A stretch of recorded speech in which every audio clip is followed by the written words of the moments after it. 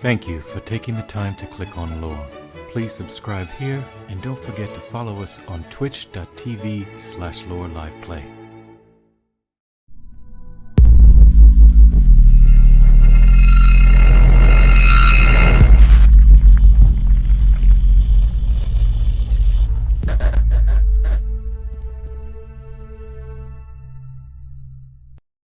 The province of Talantis, a lush landscape almost untouched by civilization.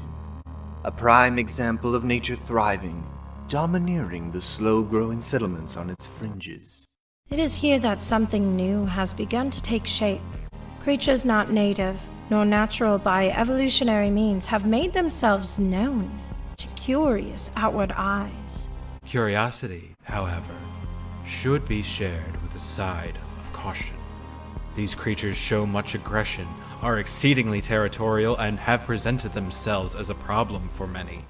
But maybe not for a few whose paths have yet to be determined. Whether or not these individuals walk the paths that will be presented to them, Events will unfold as they will. No one is ever appropriately called to action, but these few, Will have a hand in uncovering the guise of of these these new new untamed untamed beasts.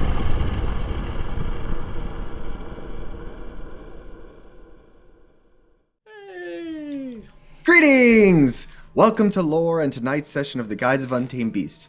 I am your Dungeon Master, Mathew Garro, and with me are my players for this adventure.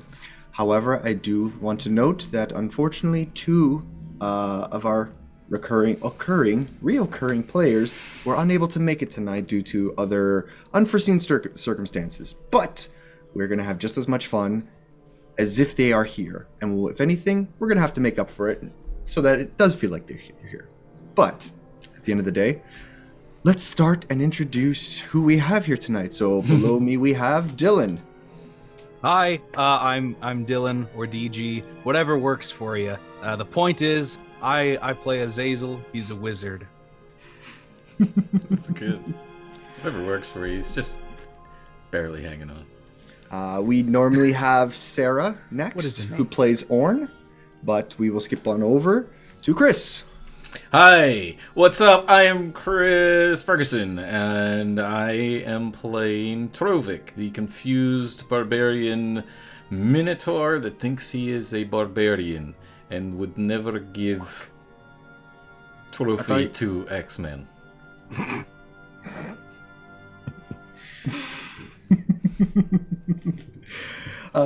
Next to him would be Kayla, who plays Zilri, but she's also not here tonight. So we move on to our last player, Ryan. Hi, I'm Ryan, and I play Zorro, the Goliath tree speaker. And, it's gonna be a good one tonight. Well, we've entered into it's gonna D&D be a good WWF. Ooh, yes. Yeah, brother. Ooh, yeah. D&D is basically professional wrestling. And professional wrestling is basically anime. And That's anime right. is basically Godsend. cartoon. Root of all things. The alpha and the omega. All right, we've already started, folks. This is Yep, the see? show. We're making up for it. It feels like normal. We just need to clip it from Ryan tonight. Do something clip it worthy. No. Okay. Bye, everybody. Continue. Bye. And that's the show. So before we Matthew, begin, please save us. I'm trying to stop talking. Before we begin, I'd like to talk about Extra Life. It's a program for local Children's Miracle Network hospitals to help raise money through Twitch and the gaming community. We have linked up with Penn State's Children's Hospital with a goal of raising $500 in donations this year. How do we do that? Through natural ones. For every natural one rolled, you will hear this sound. Roll the clip, Steven. Sure. When you hear that sound, you can donate $1 to match, and at the end of the session, we tally them all up. Anyone can donate the total ones we rolled, or more if you are feeling generous. Simply follow the link below in our About section and click the Donate button to help. All donations go directly to Penn State Children's Hospital. And now, let's talk about our informal sponsor, Foundry. Foundry is a virtual tabletop application built for experiencing multiplayer tabletop RPGs. The Game Master or GM uses a feature-rich and modern self-hosted application where their players connect directly through their web browser. It provides a powerful framework designed to be customizable and developer-friendly, utilizing powerful tools to help tell immersive stories and create memorable moments for the group.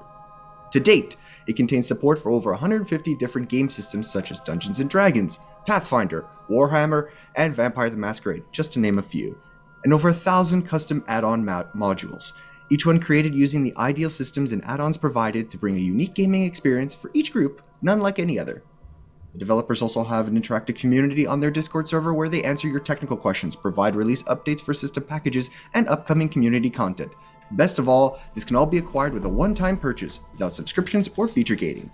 If this sounds like a product that can greatly enhance gameplay for you and your gaming table, then go check out their website at www.foundryvtt.com for all their details.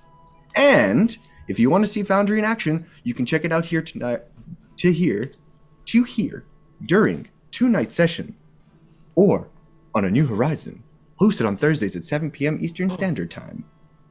And if you want to join in on the lore, then you can link up with us on our social media platforms through Linktree. That's linktr.ee/loreliveplay. Lastly, Chris has some merchandise he would like to show us.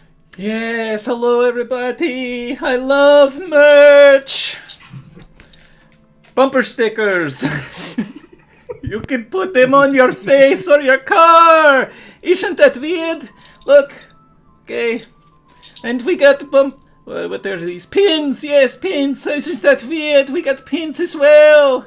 I love pins! Look, you can buy them all for $10. Woohoo! Pew, pew, pew, pew. That's it. I got nothing. Oh, jeez. Well, with all the nameless plugs and other snippets from movies and other YouTube things, it's just like, I'm sorry, I am still running on like no sleep over the last 4 days, so bear in mind and bear with me. But with Did all somebody with say all bear? Bear. But with that in mind, let's recap from the last session.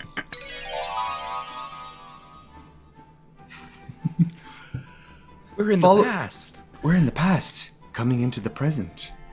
Following a late morning wake-up, Zoro leads a gathering of a few rations from the land to have a small breakfast, followed up by Azazel teaching Doxia how to care for her blade. While they continued to talk and practice along the road, they eventually arrived in Boamar that late afternoon, a quiet town of hunters whom heavily respect animals and nature so much so that Sylvanas has become their central figure of worship. Upon arriving, however, Trovic abruptly announced the group's presence, disappointing Zoro for disrupting the peace. But once re-establishing an indoor voice, they approached a vendor whom Orn had begun to ask questions regarding the fellow lizard folk in town.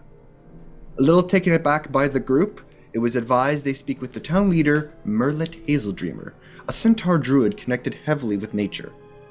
Zoril and Azazel decided to speak with Merlet, as she mentioned roughly where she last saw the lizard folk, and some of the human vendors they sought, including the learning a little bit of the background of Boamar itself, or its history. Speaking of, if I remember correctly, speaking about the armored lizard that Azazel had mentioned previously, Merlet only knew of the hunters whom they had whom had encountered it previously, and those that survived had locked themselves in their homes and have not left due to fear. She also pleasantly informed Zoril of his connection with nature and to keep an eye out for Duntala and Juniper, as they may make themselves aware of him. Who they are? We'll have to find out. The rest, however, decided to wander around town until they find a bar and have a few drinks and unsuccessfully learn anything relevant to the other lizard folk in town. Thus, having a directive, Zazel had sent out Pepper to round up the rest of the group, as he watched them all chase Pepper down the street, catching some stairs and just barreling it down at breakneck speed. again, alerting the residents that they had newcomers to town. Finally, though, they did catch up to the merchants and find them near the edges of the eastern part of town, where they noticed a series of dismal caged animals being kept by these strangely dressed humans. While Azazel attempted to get some answers from them, Trovik, Orn, and Zoril began to investigate the cages in their own ways, kind of agitating and pissing off the vendors to agree. With tensions rising and a few garish responses back and forth from the vendors, cages were broken open and the animals were freed, to which they vowed vengeance.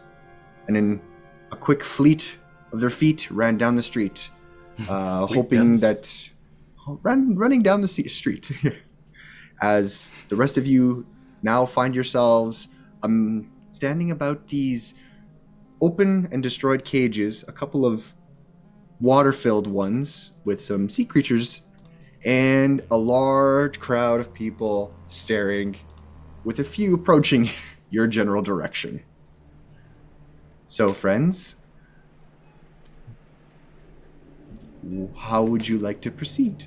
As there are currently the two couteliers that you had first noticed during your altercation and conversation are starting to approach, with a handful of what looks to be a few other hunters kind of slowly approaching, but keeping a bit of a distance. Nobody seems to be drawing weapons, but there are a lot of eyes on you. Azazel's gonna take just a few seconds, and just sort of like pinch the bridge of his nose and like mutter to himself like, "This couldn't have gone anywhere. There was like 2 ways this could have gone worse. I can't believe that this happened again. My life is in a time loop. This is awful. This is my life now. I did this. And take a deep breath and turn to address the approaching coutelier. They have, yes, they do have the two of them, both of them elves, both male, kind of like approaching in their standard coutelier garb, armored gear, and they both have stern faces, but it seems as though you are ready to await the response, so there's not rushing. Mm-hmm. So they come up to you, excuse me, what's going on here? What's with all the commotion and the ruckus? There's animals loose in the streets? Wait, that's a regular thing. There's animals being ripped apart out of these cages. The vendors are running down the street. What's the reasoning behind all this? So, it's a bit of a long story. Gonna have to stay with me on this one. I was sent down to investigate the sort of appearance of these strange creatures, the not natural kinds, the ones that have been wreaking havoc for the inhabitants in the area, and I selected this group in order to help me. We thought that we could get some information from these group of vendors, because they were traveling vendors and they would have seen a lot of these creatures, but they were not willing to comply. And to be quite frank, my traveling companions are quite the creature activists. They're not a fan of cages, and it just sort of snowballed into that unpleasant exchange. But I think my camp handled it quite well. Free the animals! Orange just kind of like screeches out from behind the bushes. We sure did, buddy. We sure did. Right. So you've been... Okay, let's start with the beginning of that. You've been sent here to investigate. Who exactly sent you here to investigate? Under what authority? Oh, right. The enquêteur from... I don't have my notebook. From the capital. So you flash the coutelier your pin, and they immediately recognize him. Like, oh, enquêteur. My apologies. Yeah, starting to realize I should really lead with that in some cases. We will admit it's so sudden and drastic, but maybe there should have been a better way to handle that? Or they kind of look at each other. Maybe it would have been better to not bring your animal activists to this situation, but Perhaps it would have been better for the animals to not be in cages to begin with. Yes, Yes. but that's neither here nor there. It is common in this town.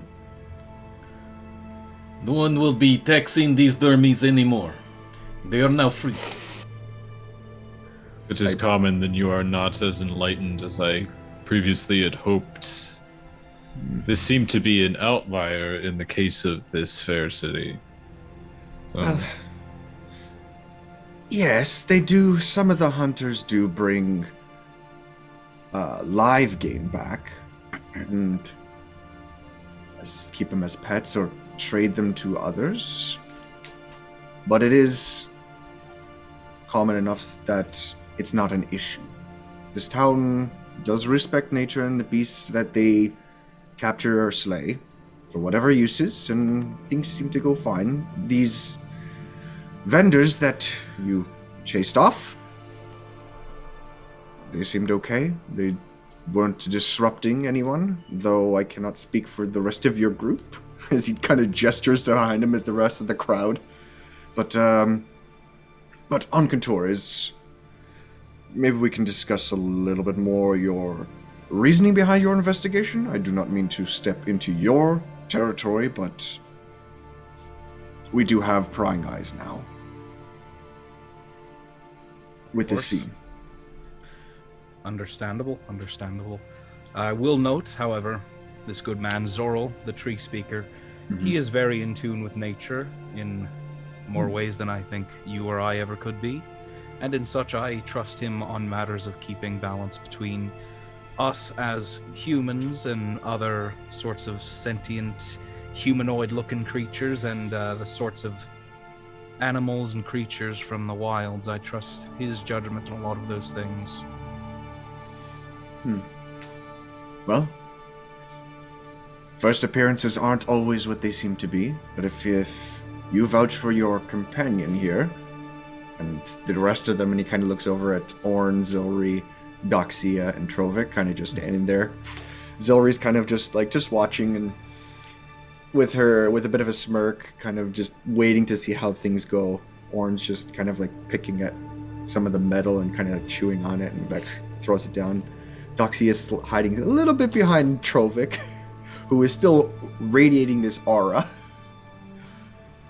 The guy just kind of, well, if you're so in tune with nature here, then you'll fit in just fine.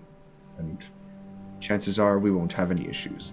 Though I cannot speak for your more eccentric-looking group members, but is this something we should be aware of? Will there be other situations in your investigation that will cause a bit of a ruckus? I don't mean to overstep my bounds, but this is a quieter town and a quieter group of people. If it goes well, no.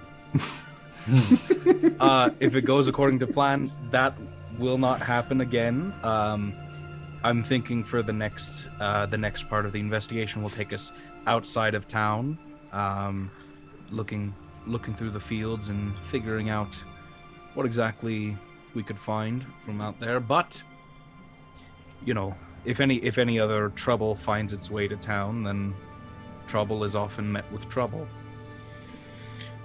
As it sometimes does, but you should try to avoid that. But you know the game, and, well, so do we, unfortunately. Sometimes it cannot be helped. But if there's other assistance that you need from us, please let us know. If that is all, is there... And they kind of look at each other. They look at the rest of the crowd. One of them kind of shouts out, folks, everything's all right.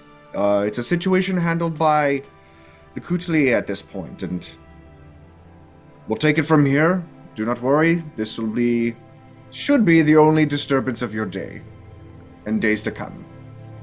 Thank you. I'd like you all to return to your business, please. Some of the crowd kind of like, you hear like the whispers of people, due to the serene nature of this town, and they're kind of just all murmuring, some of them murmuring to themselves, others just start kind of like, okay, they got this, and start going back to their business. I would like all of you to make a perception check for me. Okay, I'm going to... I use analog dice. Oh, my dear dice, don't ever leave. Oh, please tell me what I perceive. No. It didn't help. Hey, that's not bad. I got a 16. I got a 7. I got a rock. A 22. I did get a rock. That's it, no more rhyming. Wow. So I'll say, though all of you are talking up front to these two Coutelier guards and witnessing the crowd behind them a bit of a ways back, all of you, I would say, notice that as everyone's kind of starting to turn and go back to their business, settle off, even the handful of hunters that were a little bit more at attention and waiting for a response kind of back off and seem to kind of turn and walk away. But there is Trovic and Zorro. You do see one figure in the crowd that kind of a little bit differently dressed than the rest of the crowd with a hood up. Now, there are a handful of people with hoods up, but you can kind of see a bit of their facial features, even though it's obscured by their hoods. But this individual, you don't see any facial features of art. You kind of see like little bits of their chin that kind of like sticks out from the sun itself, and it almost seems like a golden skin tone. And the hood itself is almost like a navy or dark blue in color, which is a little bit more rare in this town, as most people kind of dress in like more foliage colors. And this individual is just kind of standing there watching. From what you gather, you cannot see their face, cannot see their eyes, but standing kind of facing your direction for a moment, and then once most of the people start to leave, they kind of just turn and walk away.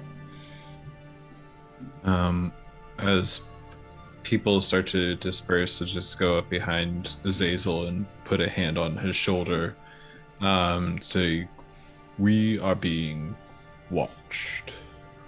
Keep a weather eye for a dark blue robe." Well, I only got the one, but yeah, I'll keep it out for him. No, someone in... I was talking about my one eye. I only got one eye to keep out on. It's Okay. a joke, it's fine. I'll keep an eye for the blue hood. I did not understand. Perhaps there's something I need to work on. What are we doing now?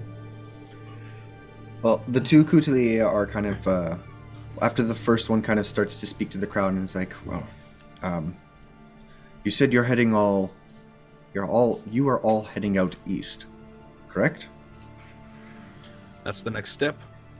All right. Well, we would prefer not to get involved in your investigation if we do not need to, but know that we are here to help you if you need. There are only a few of us here in town. It's not as populated with our rank as most other places, but there are still a few of us here if you do need help. But in the meantime, I do hope your investigation is a lot more quieter, en couture. And they kind of like nods and gestures. And they both continue back down the hunter's procession and kind of just they kind of do separate a little bit and start talking to some of the other citizens and villagers, kind of like almost assuring them that everything is okay and it'll be dealt with.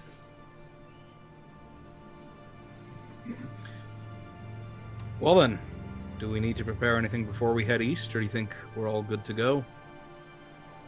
I think the only thing that you need, Azazel, is to unclench now. You're There right. it is. Okay. Zoe kind of like Got a pops knot his in my shoulder. puts an elbow on your shoulder. Yeah, Zazzle, you just gotta chill out there. You did a pretty good job. You got your guard buddies to let it slide. And she kind of just chuckles. But yeah, we really need to start working on our low-key skills. Yeah, we currently don't excel in those. That would be something to. Who is patch Loki? up. It means we're not quite good at something. I apologize. No, she said Loki is this person, right? Oh, no, it's not a person. I meant being more quiet, less suspicious, that kind of thing. Sounded like some kind of god or something. Sounds like one with a grand destiny. All right. Okay. Then, do we want to Perhaps- eat, or do we just start hoofing it? Well, the choice is yours. How you wish to proceed next. I will point out that you did all arrive late afternoon, so the sun is I wouldn't say setting yet, but it is starting to get into the evening hours. So if you do want to continue and follow your leads into the east, you're more than welcome to, though it will be dark by the time you start proceeding through. Do I remember when I was here last and I heard about the hunters that encountered this specific creature? Did they say if it was during nighttime, daytime? It was during the daytime that they did encounter this creature. Most of the hunters of Boamar, they tend to go in different times of the day and night. It all depends on what sort of creature they're specifically after. Obviously, there are more nocturnal creatures than others. But in the happenstance that they encountered this armored reptile that they described to you, it was during the day. So, I mean, we could head out. It'd get fairly dark while we're out there, but that's not really an obstacle for, I believe, most of us. That's sort of, what are you guys feeling confident enough to head out east, or would you want to head out first thing in the morning? It is not matter to Trovik. Perhaps we get some sort of ride or horse and carriage or something, preferably no cages, and not be on hoof and foot so much. It's not a bad idea. Do they sell carriages here? You probably could ask around, and they might have. I would say, yeah, there should be someone who could provide you with some sort of. What's the word I'm looking for? Something to aid you in your travels, at least temporarily, whether it be a beast of burden or something drawn. I'm sorry, why are we looking for transport? Are we trying to endanger another creature in our mission? Zoro, listen. If Trovik don't get off hoof soon, you're going to be endangering Trovik's hoofs. These things are not meant for walking all time. This is big eggs I carry. Oh, I'm sorry. I thought... that is... My apologies. I mistook you for a mighty orc. But I suppose that rest would be pertinent. That way we can all have a clear head and a full stomach when we set out again. See, I think Zoral's got the right idea. A couple of drinks, some food, put our feet up and kind of relax for the night before we go diving down in the bush, so to speak. Yeah, okay. Let's do a nice, quiet, relaxing dinner with some drinks. That sounds lovely. I'll go over to Zoro, grab him by the shoulder, like a good heavy pat, and then a good firm squeeze, and be like, "That was good one. We'll let it slide. You get food in rummy and tummy is good. We good now." Speaking of being good, I know we just decided on what our next step is, but how about we stand here and pretend like we're having a discussion for another 5 minutes, because I really want that crowd to clear. I feel like if we have to walk all the way back through town to get back to an inn, it's just going to be really awkward and uncomfortable for all of us. Trovik, do you think that you could stand for 5 more minutes? I sit down. Doxy is just kind of standing next to Trovik, just patting him on, rubbing patting or rubbing his shoulder, as he's somewhat now almost head to head with her by sitting down. See, I knew if we just talked, we could finally see eye to eye. As I am finally eye to eye with Trovik. And Zora is just kind of standing next to you with her arm on your shoulder, kind of just listening in, and you see Orn kind of leaning in and looking at the bucket or barrel full of a couple of different types of fish. There's a few boxes and barrels filled with water, and Orn is just kind of watching and watching. Fish! Looks over. We need to find the friends! Lizard friends! Oh shit, that's right. And then immediately dunks her head into the barrel. Oh. And pulls out another fish and is just kind of waving in her mouth. Huh. Real moments of genius with that one. Really incredible. Yeah, Perhaps. Ooh, sorry. maybe Go ahead. look for friends, and then go get food. We've got a little bit of time before dinner. Perhaps Orn's lizard friends are also looking for food. It's true. Or perhaps they are halfway back to Simyazo. No, we would have seen him walk out of town by now, I'm pretty sure. I'm sorry, Matt, remind me, because I forgot my notebook because I'm a silly boy. Did we get definitive info on where Oren's friends were, or was it just a general, oh, they're over here?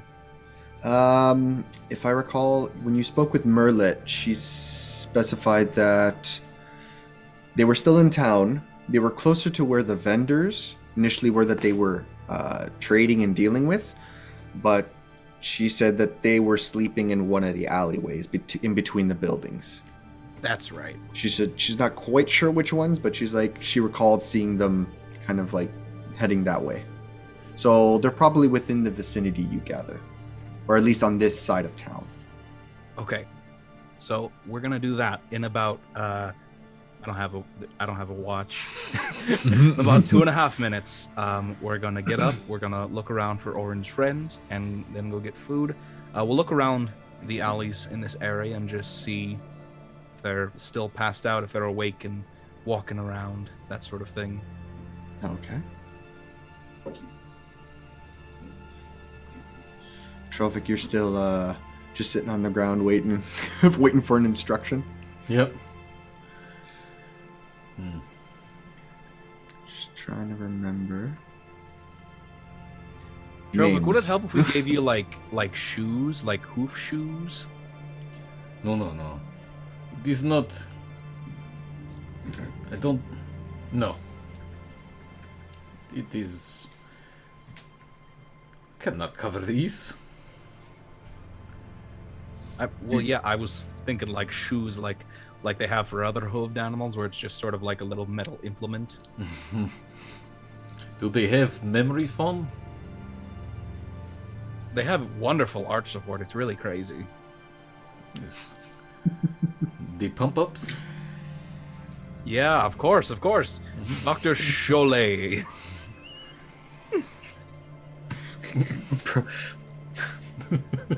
Do it. Say He is a wizard from a far, far away land. He's a transmuter. Provides shoes. the most comfortable shoes for all of your racial needs. Oh, yeah. Hooves, claws, feet, you name it. We make it. All right. Check out our new webbed line. And now introducing the swimwear. But all of you are kind of just waiting around for the crowd to eventually kind of disperse, and they do so at least stop paying attention to you all before you realize, okay, maybe now it's time to move. As it is also noted that it is slightly like that. It's like that twilight period of the day and the night cycle where it's starting to get dark, but there's still some light, and you do see a handful of people starting to pack up their stuff for the day.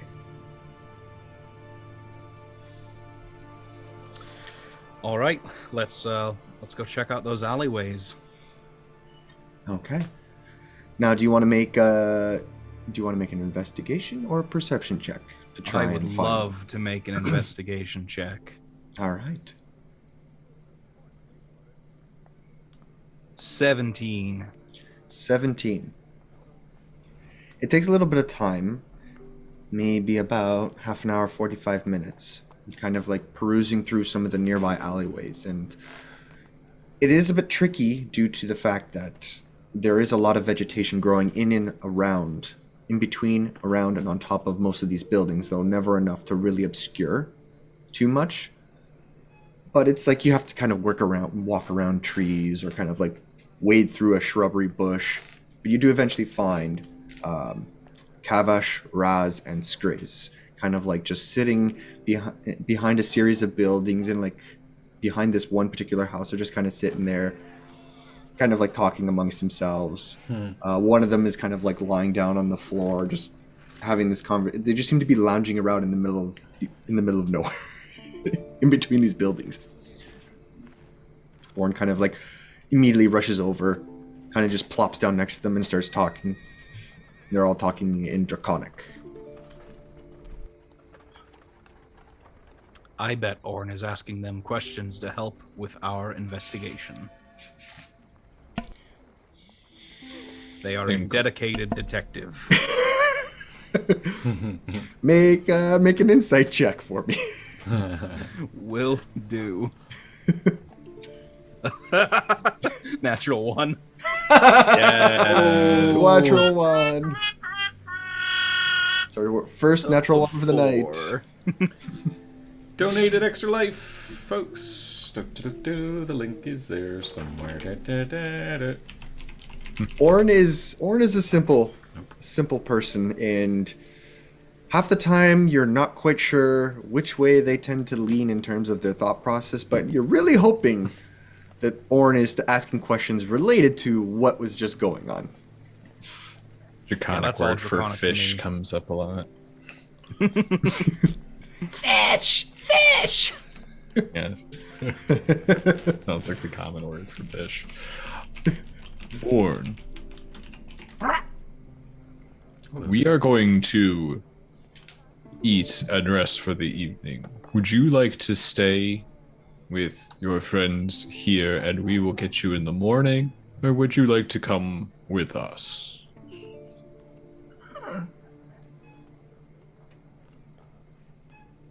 I find you. At night, You'll find this. we talk. What? Super awesome? They will search us out. She kind of just nods, or they kind of just nod, and it just seems like Orn is just the conversation it's sporadic. It's not like they're constantly talking. It's like one or two of them will talk for like a couple of sentences, then it goes quiet, then another will pipe up. It's very slow conversation, it seems, but they just seem to be enjoying their company and having this simple banter. But Orn assures you that they will come seek you out before the end of the night. They're just wanted to hang out for a little bit. Yeah. Yes. Okay. And Orin, if you can, kind of pointless at this point, but if you can find extra information about those canine-faced people they were working with, gathering the fish for, that would be great. Seems kind of pointless because we actually met them, but any information could be helpful. Orin kind of like looks at you, kind of like cocks their head a little bit, kind of says a few things to the others, and they all immediately start sniffing the air, sniffing around them. We find dog people. What? No, we don't need to find them necessarily. It kind of didn't go so well. Sort of looked like they were fixing for a fight, which don't really know if seems unnecessary. Okay, fight. Careful. As they're like, she's got her clenched fists, and you know Orin that like Orin likes to punch and bite things. Wait. But Orin. Do you have bath? No. No hot water?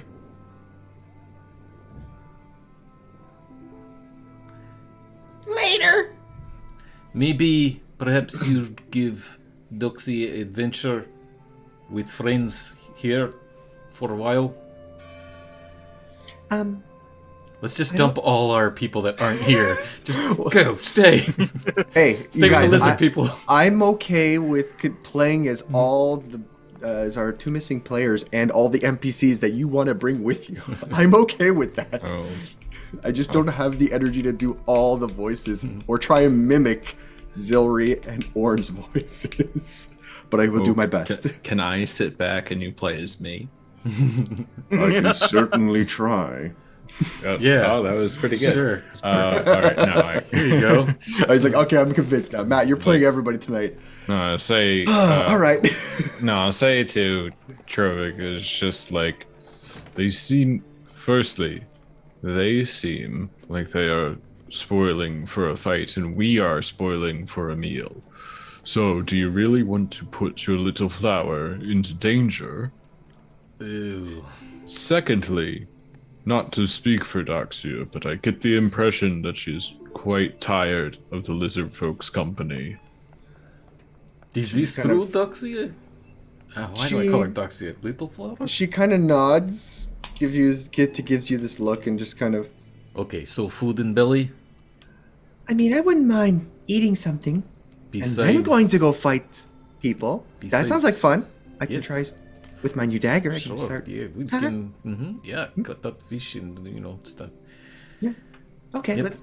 So, little break from lizard and fish, yeah? Okay. Sure. Yeah, I'm okay with that. Maybe we find out what this taxidermy thing is. I've Get to never the heard that bottom word. of Orn's suggestion.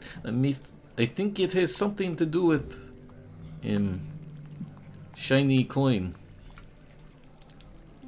I think there's something into this. Maybe. I don't know. I lean forward. Sometimes Trovik wish he was good detective like Azazel. You know, It takes time, I guess. like strong up here more than strong where little Azazel is totally weak. Well, maybe. Well, Azazel uses his mind a lot, and he's quick on his feet, or with his thoughts. Maybe you use something he can't use, like. My ex. Yeah. That's not a wrong answer. Maybe your nose? Maybe your charm? You want me Maybe- headbutt? I don't think we need to headbutt anybody, but if we have to, yes. This good idea, yes. Possibly use these large orc horns. Unique. That most other orcs are too Maybe- jealous of Trovik. I don't know, maybe we should ask Azazel? give us some, like, tips? That doesn't sound right. Oh, I don't know. We will learn. Let's go get the grub. Okay. Maybe if we just watch him, we'll figure out how he does it. And then we could start doing that. And we could start finding clues. Yes, I like this plan. This is good, yes. It's like when we watched bad men who caged. Right. We watch Learn. We watch when Nesbit and the others had their routines and when they made their rounds, and we figured out what we could do to break out. Yes. Mm-hmm. It took a little bit of time and investigating. See, we were already doing it before. So now we're just doing it outside of the wagon. Yes. Yes, let us go catch up to what is Zoro? Everybody's just standing around watching the two of you kind of like attempt to whisper. Okay, this is awkward. I thought you guys left already. But no, we were waiting for you. Let us. Sorry, did you say something? I was engrossed in my note taking. I did not say. No, Trovik did not say anything of Azazel.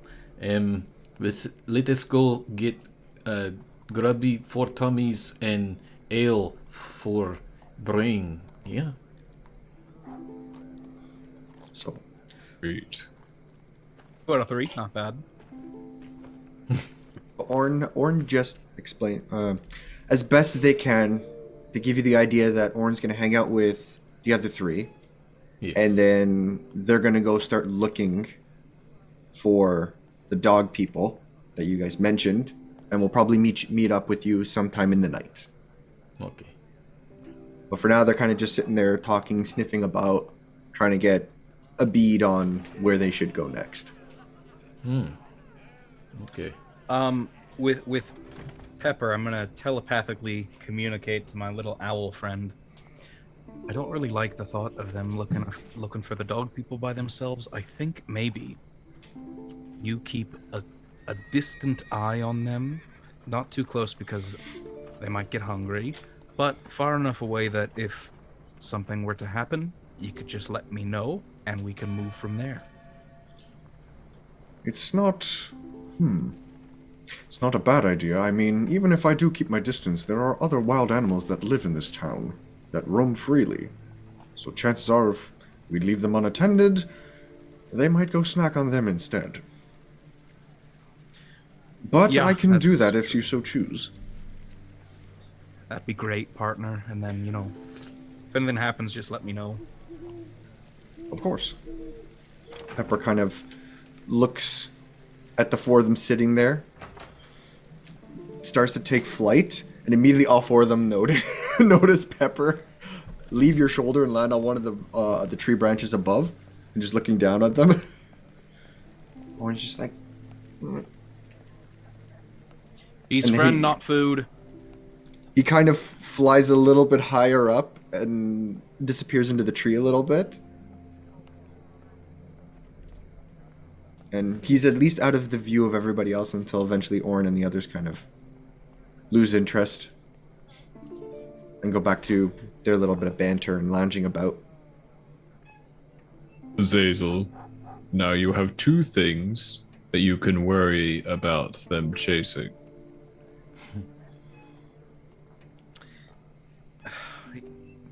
You think that was a bad idea? Does not matter what I think.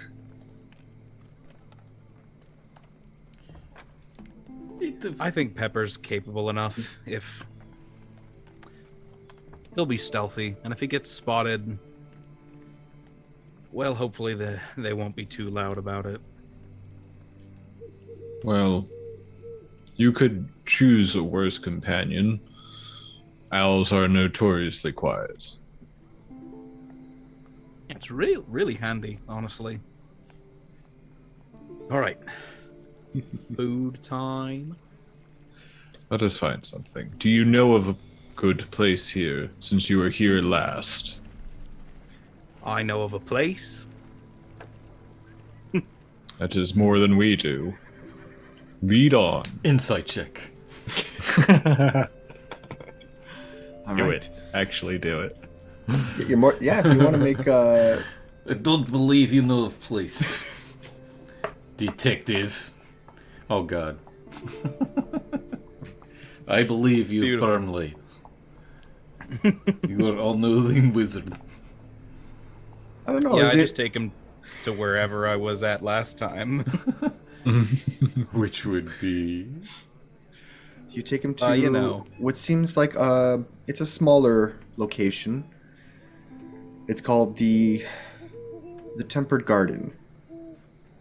Oh, sounds sexy. I was gonna say Five Guys burgers. You take it to 5 guys. Taking to Five Guys. Bruh. It's a very it's almost now with the diversity of this town and its heavy investment in both the natural element of the world as well as the respect that they have for animals. They have a lot of meat and they have a lot of vegetables. The menus, though it's such a small place, they have a lot of different combinations of the two. That you have choices. Would you like the meat or the vegetable? Usually it's like a mix of the two. It's like here's a salad with like a steak kind of Oh. thing. Oh, Yeah. no, Ludovic. No, that's just my suggestion. One's meat with extra meat. Okay, Meat so inside we're- of meat. You can. Cool. You can get meat on meat on meat, or you can get veggies on veggies on veggies. Turducken? Look, Maybe not a turducken. Come on. look, it's like Applebee's. You can get shrimp on everything. Sure. Yo. Just be careful of the sneeze guard. They put that thing there for a reason. Don't lick it. Oh God. Alright. Also, don't go to Applebee's. Yeah. You heard it here first, folks. To be fair, But they're I've fish never tacos. been to Applebee's. I've come been down to Applebee's America, so many man. times. I would have to make a trip to the States in order Does to do Nebraska Because have if you go other late at night, you get a restaurants? cheap drink, you get some cheap wings. It's great. So in the YouTube version, the folks will just say, "Have you been to Ease?" Oh, I've been to Ease so many times. Ease is the best. Thank you for sponsoring us. everyone. But no These. one. Chili's. Blubber, baby butter. All right. Okay. Now So- back to your regularly You scheduled all arrive programming. at you bring the group, excluding Orn and her lizard folk companions. You bring them to the Tempered Garden where they gladly seat you. It's not too busy. There are a couple people enjoying dinner here as well, and it's literally it's like almost like a gamey kind of meats because it's like there's deer, there's bear, there's wolf, there's rabbit, there's fox, like all kinds of animals. But then they also have like your root vegetables. You got potatoes, broccoli, salads, whatever. And so the options are there. You could order just about anything you'd like. They do also serve alcohol here, but it's not a tavern style bar. It is more of like an actual restaurant. This is new to Trovik. Look at Zoro. And Zazel. Is there some sort of rules or traditions to not upset the Zoro?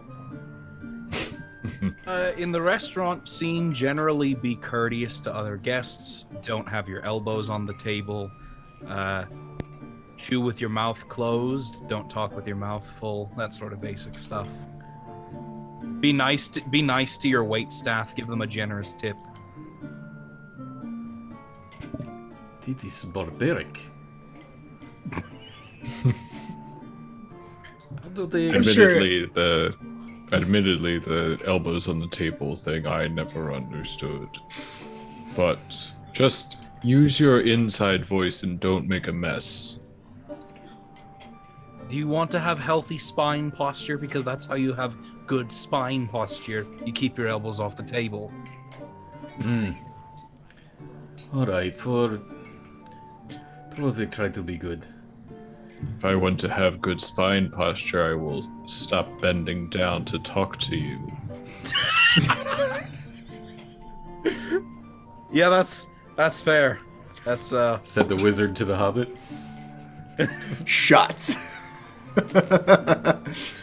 Zori's already ordering a table and for Short for the rest spired. of you. Kind of gestures. Don't worry, big guy. I'm sure you'll figure it out. Just don't be messy when you eat and don't talk loud. Everything else will kind of just fall in place. That is exactly what I just said. Okay, let's get something to eat. You know, Zilla, you make a great point. I am glad that you gave me all of this knowledge. I mean, Zoro said the same thing. I'm just It does not making sound it. right. Well, I I tried. need to give my advice in less wordy ways. She kind of leans in. Yeah, I'm kind of realizing that too. Less words is easier to understand. But you are all seated at a table. The server there provides you a handful of menus, takes your orders, whatever drinks and or meals you would like. Yes, I would like the venison stew, please, and the glass of brandy. Thank you. What is venison? Sure. Deer meat. It's really good. Dear.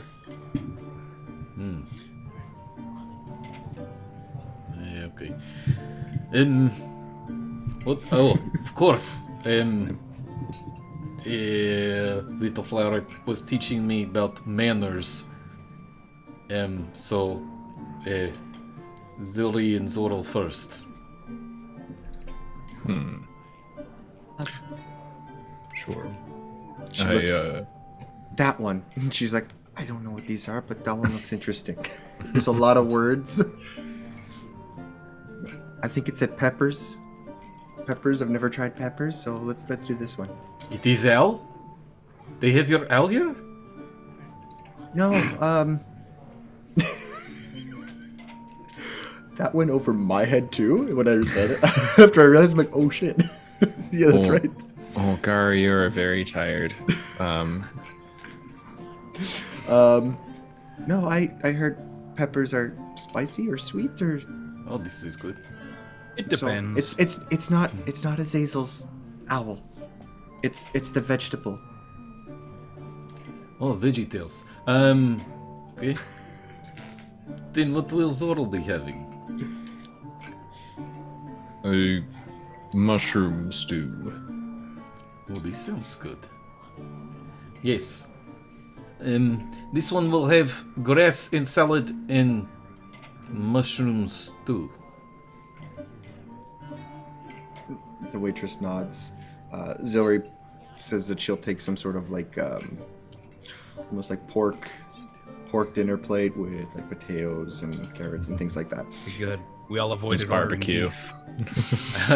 Lean over to Zorro. Trovik is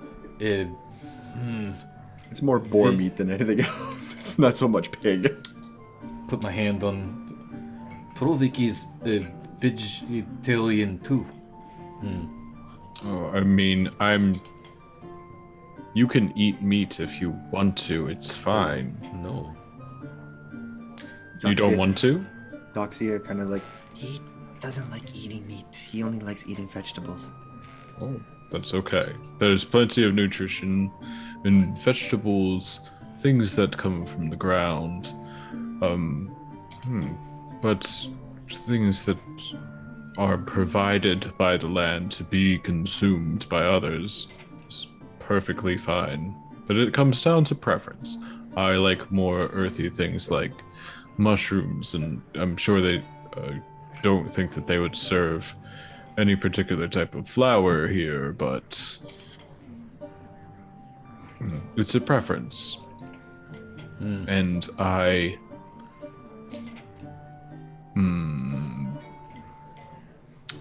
I would say that I admire you sticking to your preference. Yes, good. Anyway. So, all of you place your orders for your meals and your drinks, and over time, they eventually are arrived, and they taste exactly as you would expect it. Delicious, well-cooked, satisfying. You are full. If there's any particular conversation or anything you'd like to do over the time of dinner, by all means. Otherwise, we can proceed to later. Azazel. Yep. From our interactions today with those horrible people, are you regretting your choice of companions? Not in the slightest. I agree that those are bad people doing bad things. And frankly, while going about things exactly as the law dictates is the way that I was taught, I also know that it's not always the most efficient way. And thankfully, we haven't encountered someone who outranks me yet and could legitimately question my ideas, because while you lot are a bunch of idiots, if anyone calls you an idiot, they're wrong. You wait, you just called you us just idiots. But yes, Exactly. I'm confused. Exactly. And that's what friendship is. Good night, folks. Azazel, maybe this is your last drink. Maybe this is maybe no more drinks for Azazel tonight. I can drink plenty more. Thank you Okay, very no, much. you're done. That's it's okay. I mean, if you want to find out, little red man, you're more than welcome to take Trovik on in drinking contest. That is, even I know that's a stupid idea. So, then who's the idiot now?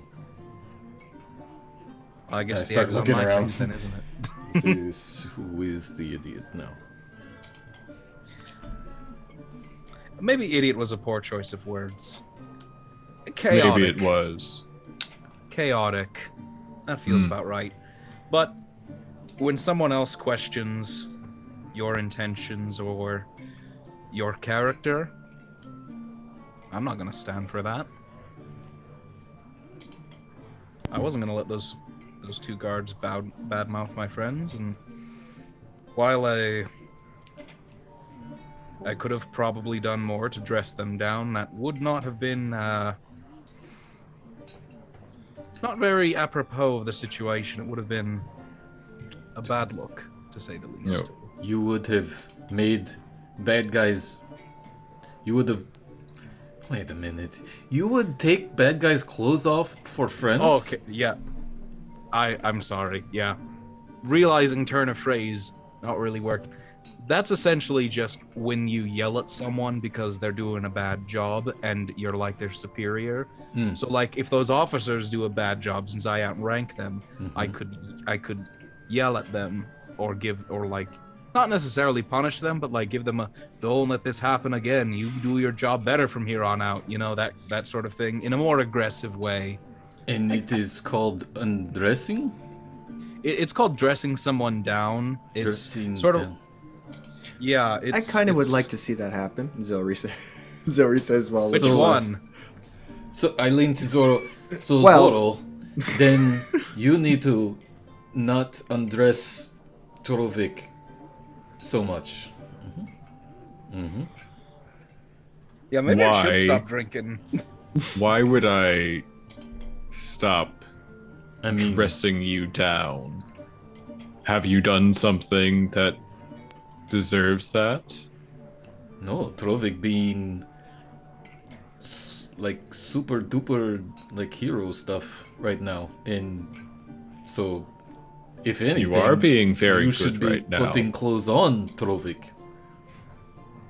If that is also how... Wait, do you want more clothes? Are you cold? What? No, I just trying to understand language of Redmen here in... Azazel uses a lot of different words that people like us may not always use. But if you would like me to stop talking to you in a condescending manner... Oh, now that is not a word that Trovik is going to have. What is, leans to Azazel, what is condescending? So that essentially means that, like, you're talking down to someone, like you think you're morally or, like, And intelligently Zoro, better. see? Okay, yeah. Then, no. I mean, yes, please, stop. I will only say, in this case, the case of Azazel earlier with those guards, we all do exactly as much as we need to. So Azazel, you did exactly as much as you needed to in that situation. And Trovik, when I speak to you, in the way that you seem to dislike, it is only exactly as much as I need to.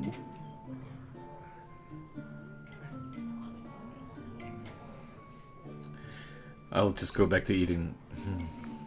There we go. Azazel, do you think that we are getting closer to our goal? To be perfectly honest, I can't say for sure. It feels sort of like I'm back to where we started, but I have you, and you guys are sort of the secret ingredient, the X factor. I don't really know how it's gonna change differently, and frankly, with a bigger group, I didn't expedition very far east last time. I headed my way down towards the waterfront, but I think with a group we'd be able to go further east than I could alone, and we might find a little bit more of what we're looking for. I have a feeling that this area being more in touch with nature makes finding the things that don't quite fit in a little bit easier to pick up on. And I'm counting on you very much in that department. It is easy to pick out a sour note when other things are in harmony. And as far as where we get together, well, people misuse the phrase or the term lone wolf. There's no such thing. Lone wolves are they are excluded. They are not with the pack, and they will not survive long. With your pack, you go further. And that is what will happen here.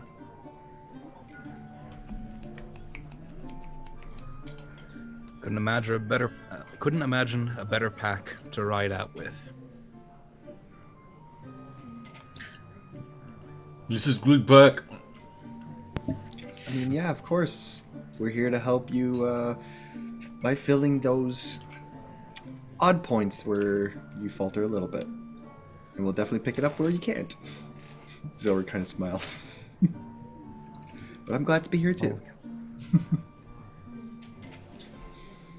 Hey,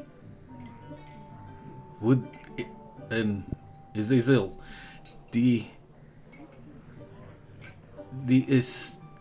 establishment here is good, yes? When you say here, do you mean like the town specifically, or like the whole country?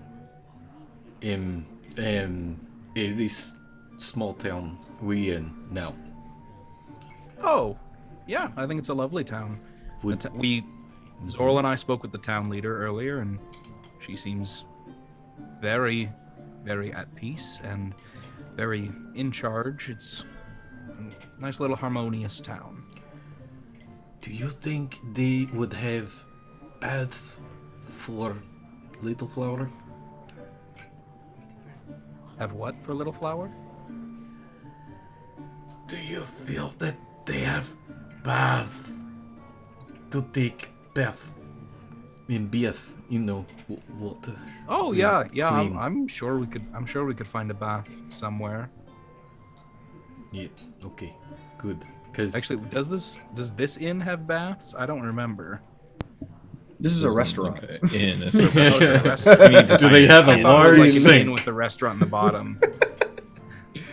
No, this is actually just a singular restaurant Sick. specifically. Went all out.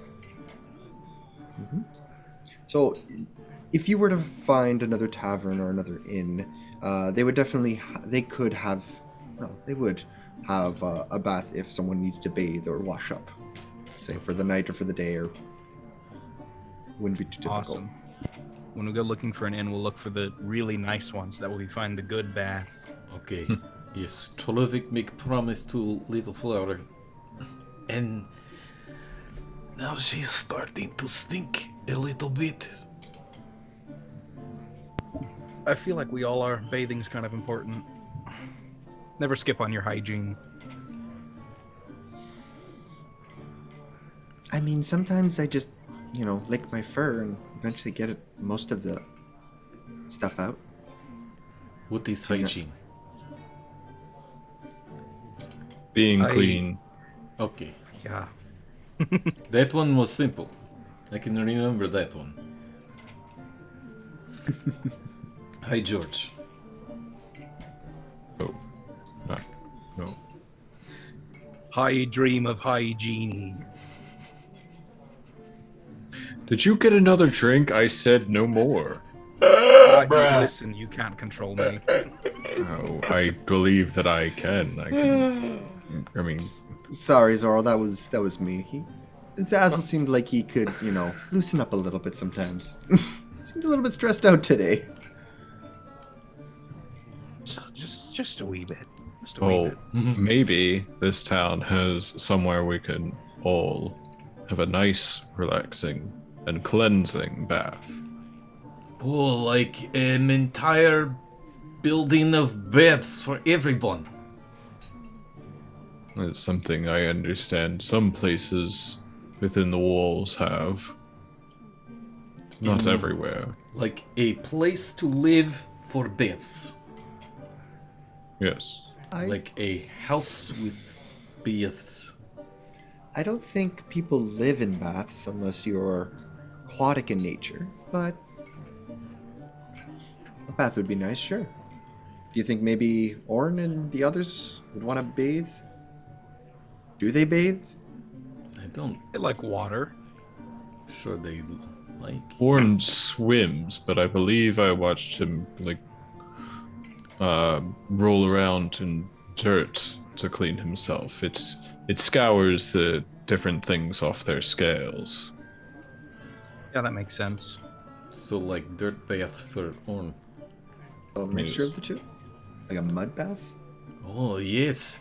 Maybe there's place where you can go get bath and mud bath and nails done and hair did and the whole nine. Ye olde They salon. should call it like a spa something. No, I like that. Spa. Spa. That's snappy. This is good, right? It sounds. You could spend your entire day there. You could call it a spa day. Oh man, I think we are onto something. I think I know what my retirement's looking like. Welcome to Azazel's Spa. I kind of like that idea. Mm-hmm. I can get behind that. A little bit of pampering for myself. I mean, I don't know how to spell, Would this town even have something like that? We will. I mean, it would have a bath. For sure, it's got to have bath. It's.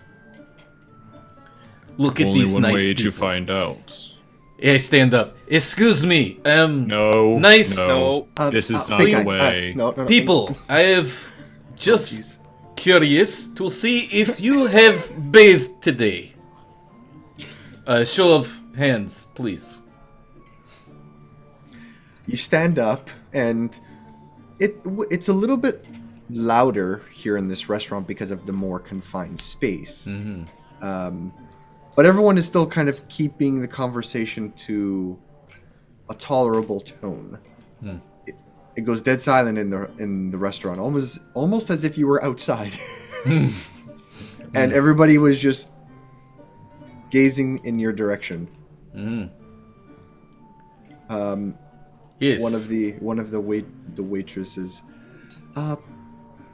We have a bath, I'm sure, in one of the inns if you're looking. Yes, Is that what you're referring to? Sure, but is good evening to all of you in did you bath today? Just wanting to know if show of hands with Trolley trying to prove point to friends that you know. Zelry kind of like... I slowly start sitting back down. He was just wondering if this town has a bathhouse. And she kind of just turns her head, goes back to her drink. No, we don't have a bathhouse. And the waitress eventually kind of like comes over to the table. I'm sorry, but no, we don't have a bathhouse in town. I'm sure whatever inn you're staying at does have a place to bathe. Most houses and homes do have them, but we don't have like a communal location. This is exciting, guys. Trovik never seen Beth. And then she kind of just like, if you do have any questions, because I can tell you're new in town and, you know, welcome, but if you do have any questions, What gave us away? hail one of the staff around here. We'll gladly come over and answer your questions. There's no need to get up and yell. And she kind of... Is there anything else I can assist you with in the meantime? Yes, could you bring more ale to table? Of course. Please. Another round for the table of everybody's drinks. You wanted this, yeah, no, oh, yes, no, okay. Yeah, I think I'm good, thank you. Okay. I'll just drink it all then. Right, okay. And she leaves to go replace all your alcohol. But it kind of stays quiet for the next little while as some of the other patrons in this restaurant don't necessarily continue their conversations so much, just eating in peace. Then you start hearing like subtle whispers kind of pick up a few minutes later. And it does go back to that same level of restaurant noise, we'll say. I don't know about this town. It is a little odd that no one raised hand when Trovik asked if take bath. Really know if they do survey by hand raising in this city, town, hermit, hamlet. Wow, I drank a lot. Yeah, I think you did. And then she kind of just takes your glass and starts drinking the little bit that was left. As she fair. so does. Oh, a good soldier never leaves a man behind. Nope. I think maybe we should finish up and go find Orn and then get some sleep. Okay. If we have to go out into the wilds tomorrow. Looking forward to that. Good plan.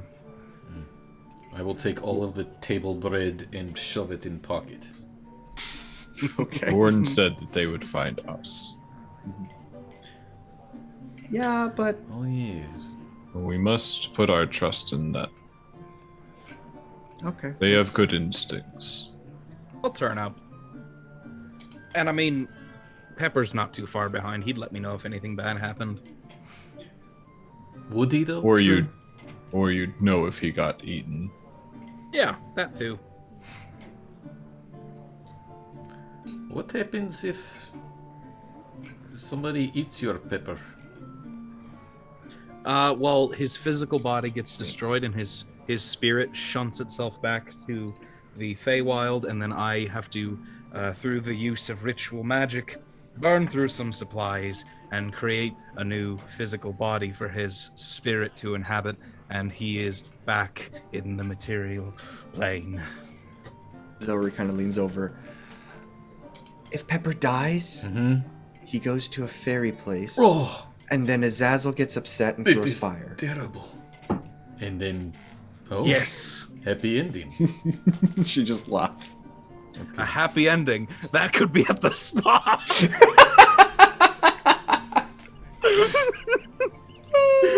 Bruh. We're leading too much into that. Got it.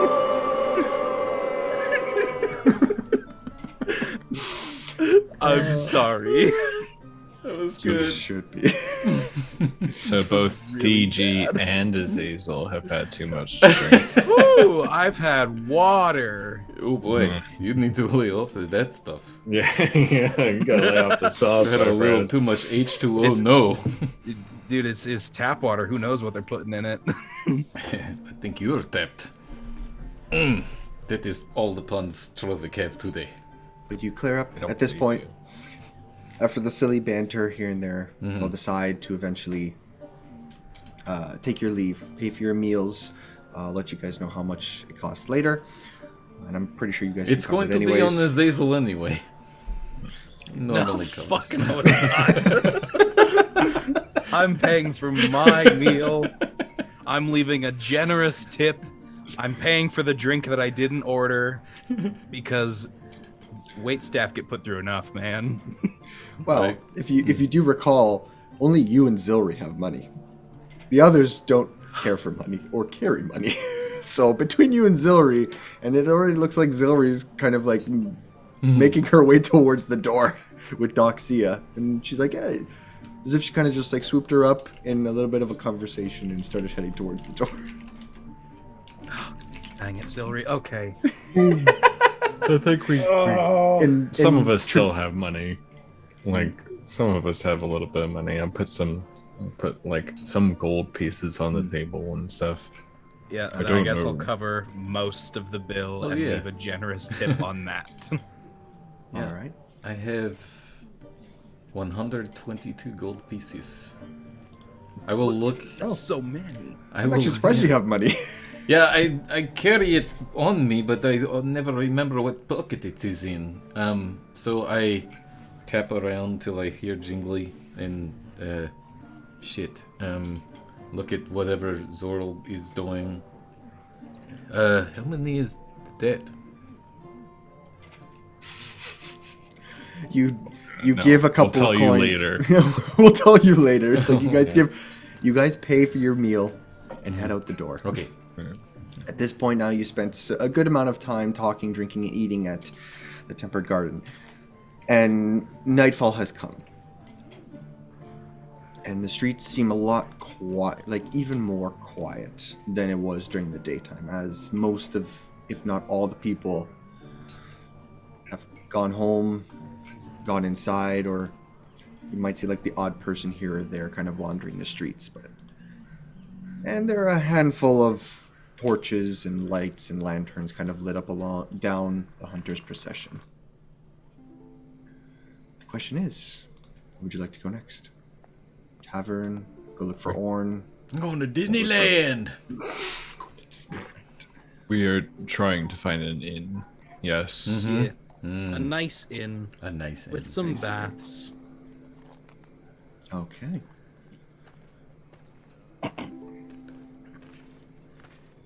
I want to see. I'm just gonna check everybody's passive scores, just because I know some of you have like, one of you has like a high passive investigation, I think. So I might just save you the roll. That might be Azazel. That could Azazel. be. Well, Azazel's got like It's a Orn. They're not with us. yeah. It's Surprisingly, no, it's Orn. not Orn. Warren has a passive investigation 21. It's insane. just somehow, just get Orn to do it, and she's like the Orn best. is a very dedicated detective. Yeah. You don't know. Okay. vision! So as you guys are wandering down the hunter's procession, this long street that goes from end to end of the town, you're looking around. There's a couple of lights here and there. Again, a lot of the buildings do look similar, though you can see, if I remember correctly, I think only Azazel has dark vision, at least in this group. No, Zilri does as well. Making your way through town. Looking, you don't see any of the signs that kind of point towards an inn or a tavern. You come to like this one section in the street where there's like a tall light just in front of what looks like what was it called again? The leafy sap that some of you had gone to the bar earlier. And you do see someone kind of like just chilling under the light, so to speak. And they see you they see you walking down the street, and you notice them as you're passing by. I can't help but noticing you noticing me. It's kind of one of those, this person kind of is just standing nearby on the light. It looks like as if they're, they have like a little small notebook or something in hand that they're kind of like fiddling with. They look up, see you, take no mind, and then kind of go back to looking at the thing. They're wearing a cloak? Mostly like garb. What color? Different. It's hard to tell, but I'd say more of like a darker tone, or maybe like a brown or a black in color. But Trovic and Zorol, after a little bit of time, well, you do notice when you like just through your passive perception, you notice and look back, and they're not there. And this is only like maybe a few steps away. They immediately are gone. And who's not there? This random individual that was standing by the light. Oh, they're not there anymore. They're not there anymore. Interesting. Zorro, you also notice as you look, is kind of, whether you take that into thought or not, you're looking into like the trees and the bushes and whatnot, and you finding that calm serene again. And you do see that similar face that you thought you saw earlier in the day. And it kind of like, but it lingers for a moment, and it almost looks feminine in shape in this one tree. And you pause for a second, look, and you almost see the face kind of shift and move, like the mouth. And it kind of almost, you just hear this voice, "Run." And then the face begins to kind of like fade back into the tree. And then you hear another word from someplace else, "Danger." Be on guard. We are not alone. You do all hear like subtle footsteps, like the odd one here and there, and you do see that same person that you walked by earlier, kind of like come out in front of you guys and kind of not necessarily cutting you off, but like make themselves aware that they are in front of you out of like one of the alleyways. You kind of hear like, okay, you hear a familiar voice. "You caused us a lot of trouble, and we're here to repay the favor." And we're gonna take a quick break. All right. Well, folks, thanks for sticking around this long. Stick around even longer as we come back in about 5 or so more minutes. All right, we'll be back. Bye. Fighting dog boy. Hey, what happened to the stream? Where's the D&D? Stay tuned, adventurers. We'll be right back. Oh, I get it. Pee break. All right. Hey, we're back. What's up? Whoa. Quick reminder to everyone at home watching, we are a charity stream for Extra Life. So don't forget, every natural one rolled, you can donate $1 and take the challenge by going to the About section and clicking the Extra Life link there, or also right there in chat. It's the last thing that just popped up, so you can click that too. Without further ado. So, just before we went on break, you all were heading and proceeding down the Hunter's procession as you noticed a strange figure kind of appear and then disappear.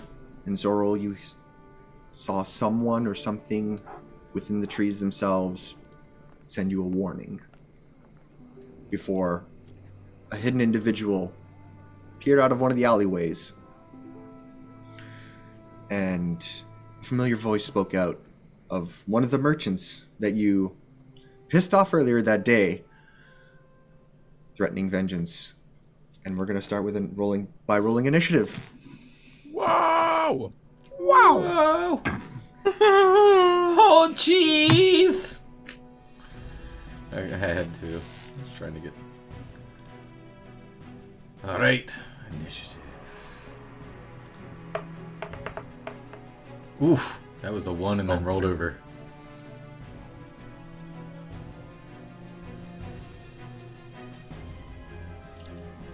Gosh, I'm a fool. Did I forget where to roll initiative at? That's... Oh, that's a 1. right next to your armor class. There it is. I'm trying to do it on Foundry, but it's not doing. That's weird. You could also go to the top right with the little fist icon, and it has the combat thing. You click on the D20. Oh, look at that. I'll do that instead. Woo! 18! Hey!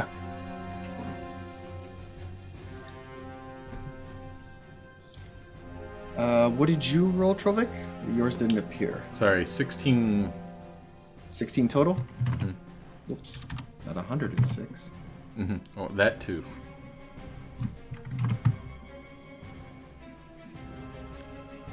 All right. So, before we begin, so Azazel, you're on deck. You're at the top of the round.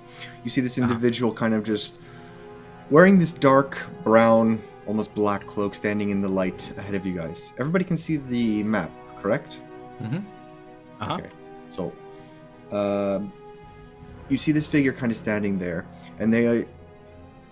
you don't see their face per se, but you can kind of see some of the shadows and the lights that are hitting their face as they call out to you. And they're just standing there for a moment. But Azazel, you're up first. Okay. What I'm going to do is I'm going to go into my blade song while moving a little bit closer to him, about there-ish. Mm-hmm. And once I have gotten to that position, I will say, we don't want to kill you. We're specifically told to keep the noise down. But if you provoke us, I can't control what happens next, and I will cast Flaming Sphere in the square, one up and to my left of me. As a bit of a deterrent, we'll call it. And that'll be my turn. All right. I will say, casting that spell, your flaming sphere ball, it emits enough light, and you notice an individual hiding in one of the alleyways nearby, and another one in the bushes, kind of flanking you on both ends. And you see immediately, you don't see humans, elves, dwarves. You see what looks like these canine humanoid individuals, long furry ears, a big, almost like canine mouth, bearing a lot of teeth, and they're wearing similar garb that the other humans were wearing earlier, and they're just kind of staring at you as they're emerging from their hidden places, kind of snarling and ready to go. Does that end your turn? That will end my turn. Okay. So, Zilri is on deck, followed by Trovik. But first, these guys get to go. So, which one are you? Yeah, isn't that fun to track? Oh yes, it's You're always right fun. there, but which one are you? Oh, there it is. Okay. One kind of emerges out from behind the one that spoke, and for whatever reason, it's not shown. But that's He's There he is. invisible. Mhm. Oh, there he is. there. He is. He's still getting used to the whole. Right click on that tiny little symbol. Yep. Okay. So this one kind of emerges out from behind Trovic. And Doxia is standing actually pretty close by, and she's trying to stay like in between you and some of the others. She's not, I don't have a, there's no token placement for her in this. She's not necessarily part of combat, but just be aware that she is staying within a few feet of you. One of them approaches from behind, and he is gonna go for a bite attack against you as this almost like dog man comes leaping out from behind the alleyway and tries to go for just tries to bite you. That's an 11 to hit.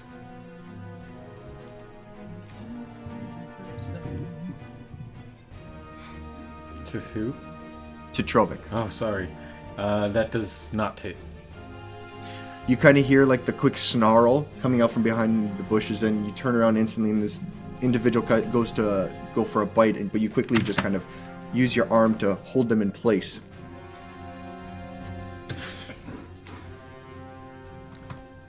No. Bad doggy.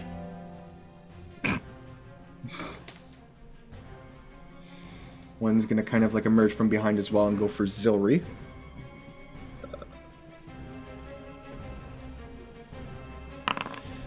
15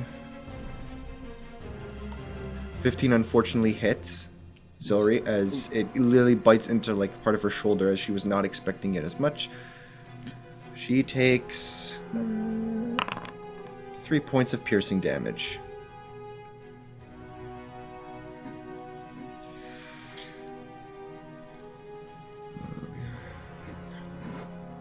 Let's go.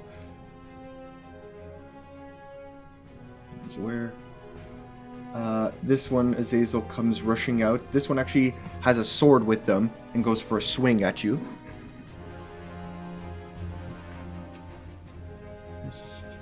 Wow, I rolled crappy. That's a 6. Miss. It's a miss. It swings at you. Next one kind of leaps out from the bushes and goes for a similar thing. This one's also got a sword.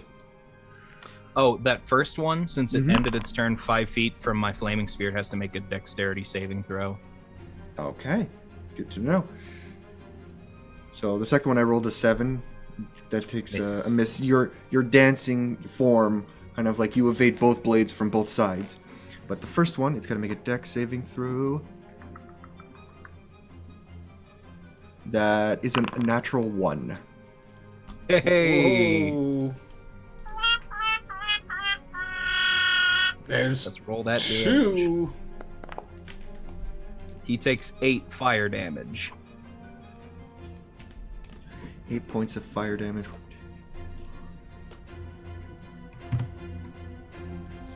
As he leaps out and takes a swing, but forgets that the fire is there and gets singed, and you can see like most of the cloak kind of like ignite and burn, and he kind of howls out and kind of puts it out with his free hand, and you see like all this matted fur all along its right arm and some of its under some of the rib cage, and it's kind of singed a little bit, and it just snarls at you. That was 1, 2, 3, 4. He went.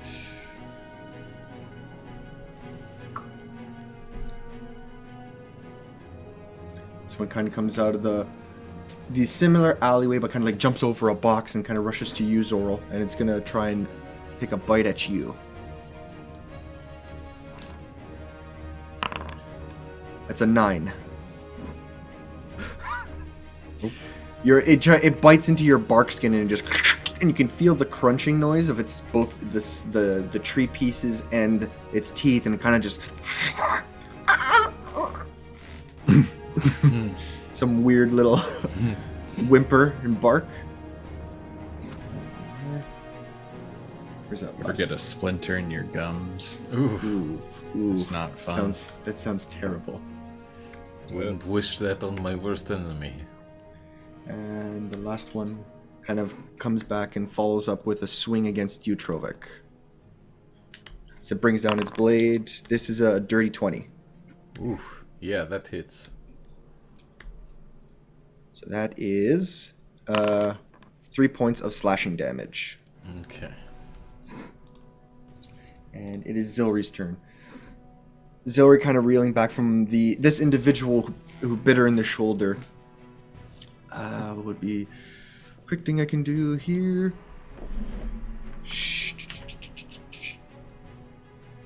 She's going to, as a bonus action, cast Grim Scythe as she pulls out her bow staff. And you immediately see on the one end of her bow staff, it just like a spectral-looking necrotic blade just appears, almost looking like a scythe. Whoa. And she kind of spins it around, and she's going to go for an attack against this person who just, this wolf-like creature, or dog-like creature who just bit into her shoulder.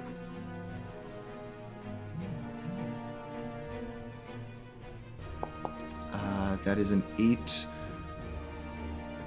that it? Unfortunately, she takes a swing and a miss as the dog-like creature kind of quickly jumps back and says, "Missed me." But that is your turn. Trovik, you are up. All right. First, need to take a gaze over the battlefield and look for Little Flower. Little Flower she's kind of like interposing herself in the middle between here. What's the command again? Right here. So she's like sticking in between the three of you. She's got her dagger out and she looks like she wants to, but there is a little bit of terror you can see in her eyes. She's just like, she wasn't expecting this. I put one hand on her and reach, like, as I put myself in between the two that I'm now facing, and I lean back and say, "Stay put, Little Flower." And I engage the rage as bonus action. Woo! Oh, wait. I engage the rage as bonus action. Yeah! There we go.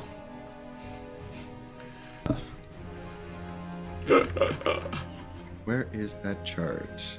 I have it. If you just want to roll, I'll tell you. Sure.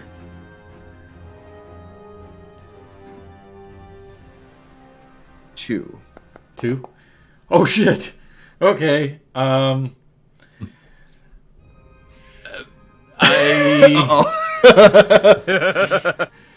So I say, "Stay put. I will guard you.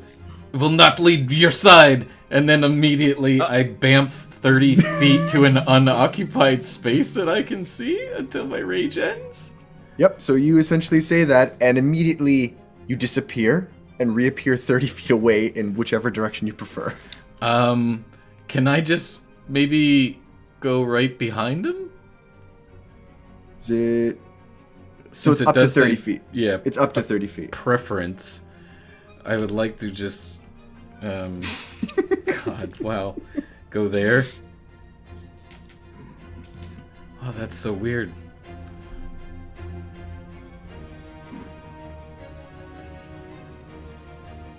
So sorry. No. Just leave me there. If it's up to me, I'm just gonna bamf and then reappear. Can I do that? Like, Sure. What the It fuck? says up to 30 feet, so we can arguably say like you don't disappear. You kind of just appear and reappear. Yeah. And just Hey! So you are raging. That is your bonus action. You still Okay. have your action. Yep, yeah, totally gonna swing on the one closest to me. All right, we'll say the one right in front of you. Yeah. With my great X. Here.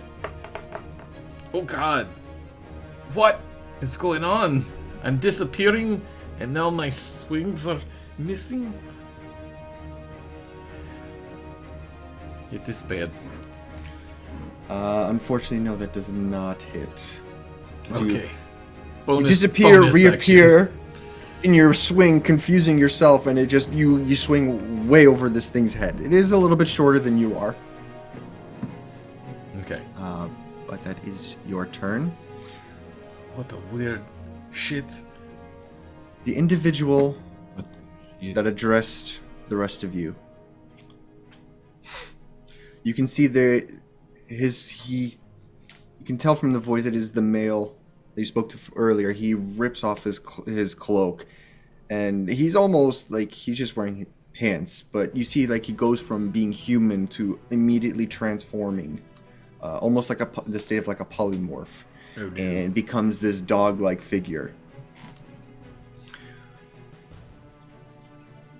And he just, what's the distance on this? So Azazel, and he looks directly at you, Azazel, and you can see like his eyes beginning to go that yellow, going from his regular brown to the yellow, and they kind of just start to shimmer and like shift with the light, and you feel something's this gaze is just penetrating through to you. I need you to make a wisdom saving throw for me. Boy, you bet I can do that.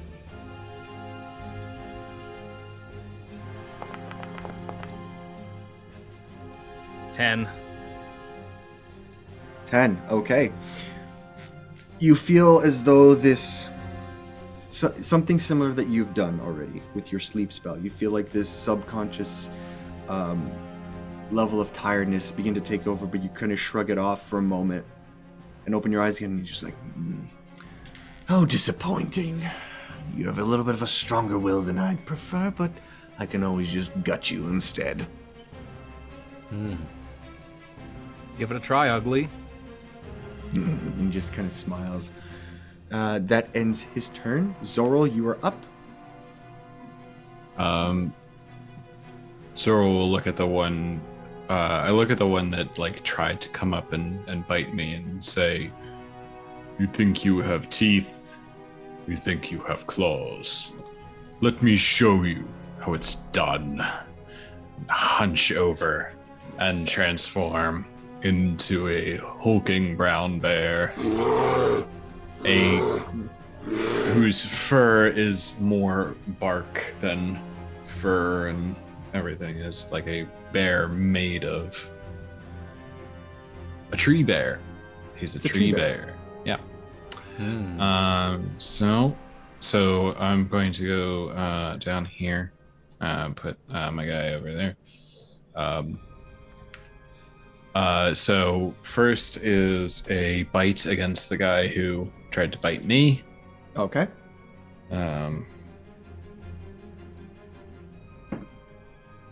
That will not work with a 7. No, unfortunately not. God, these terrible rolls. This individual's kind of like taken aback that you suddenly transformed into this giant bear and take a swipe at him.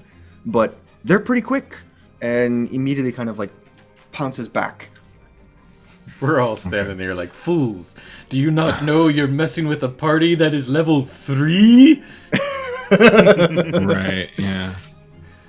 All right, claws. Here we go. Okay. This is the really dangerous one. Who knows? Maybe dangerous to me if I roll badly. And I did 10. 10? Unfortunately, 10 does not hit either. As at first when you transform, you immediately go into that bite and it reels back, and you go for a swipe after that and just kind of like dodges out of the way. Barely missing. These creatures are quite nimble, it seems, All right. against your troops' horde of attacks. But we're going to go to the top of the round. Azazel, it is your turn. Okay. I'm gonna turn to the one who... Yeah, I'm gonna turn to the one who got hurt by my sphere last turn. And last round, and I'm going to cast Booming Blade at him. So Okay. that'll start with a short sword attack. Sword. Whip. That is a dirty 20 to hit. Dirty 20 hits. Nice. Thank goodness. Nice! 9 piercing damage. Ooh.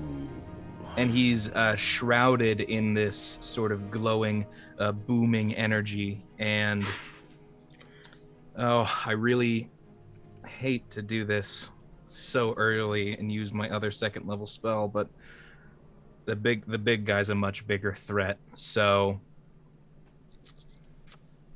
it's either thunder or fire for you, your choice, and then I will disappear into this misty apparition as I use my bonus action to cast Misty Step. Okay. And I will teleport to be right in between these two here. Okay. So you pull with your blade in hand, the dance going.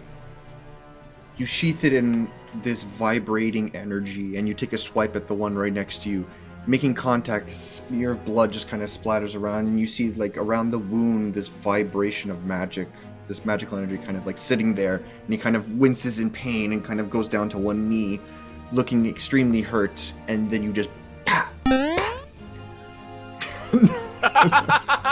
wow. Okay. And you just reappear right next to the one that spoke and one of its allies there. And that's my turn. All right. Nice. So, okay, that ends your turn. First blood. This guy right here, seeing you bam from, they're both kind of a little surprised. But then this one kind of just looks at you and does that same strange, piercing eye stare into you. I need you to make another wisdom saving throw for me.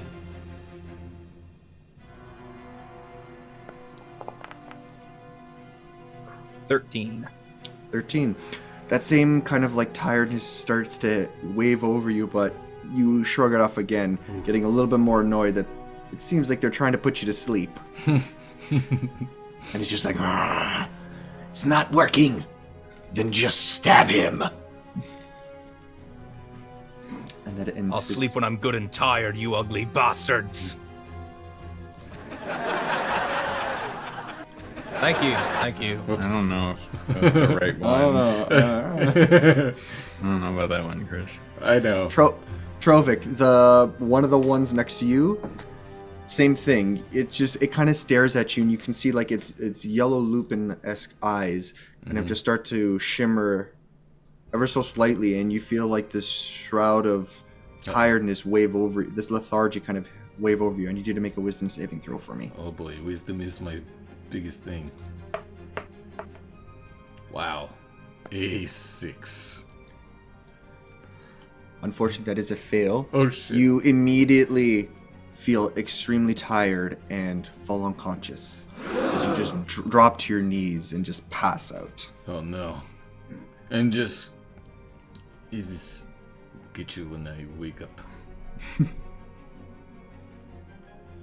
Food coma. Food coma. So, for the time being, you are unconscious. Oh no.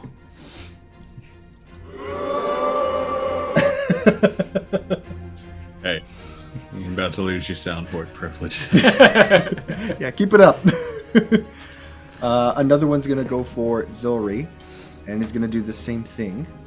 It just kind of Zilri's trying to swipe at this thing with her scythe-like weapon until she pauses for a moment. Get her to make a wisdom saving throw. I suddenly forgot where everything is. There it is. Oh no. We're all That's going to that's a success. Hey. Yes. Kind of like shrugs it off. Oh, no. It's not nap time yet. Maybe for you, but not for me.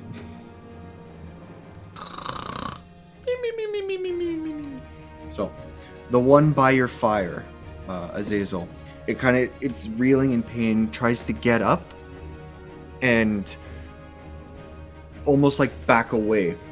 But does it still get affected by your flaming sphere even if it leaves its space? No, but if it leaves its space, it does get affected by the booming blade. That is true. I did forget. So it tries to run away. It immediately turns to run, and you see like the and you hear like the subtle like little shockwave, and you see like all this blood go as the canine like creature just kind of like and just drops. How do It's a catch-22. You're gonna lose anyway. Mm-hmm. And that's exactly why I do that. Beautiful, beautiful. So that one falls motionless to the ground. The last two. No, That's what that is.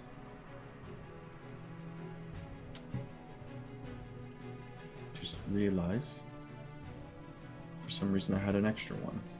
Don't know why. 1, 2, 3, 4, 5. Yeah. So the two surrounding you, Zorro, they're both going to try and take swipes with their scimitars. However, they do get advantage due to pack tactics. Hang on a second. So the first one kind of takes a swing. That is a 19. That'll hit. And the second one is a 14. Does not hit. So only one. You take only 4 points of slashing damage as you're able to kind of like fend off with your bear paw one of the blades, but the other one kind of catches you in the side as he swipes down. Okay. Okay, and that ends their turn. Zilri's up. Zilri is going to.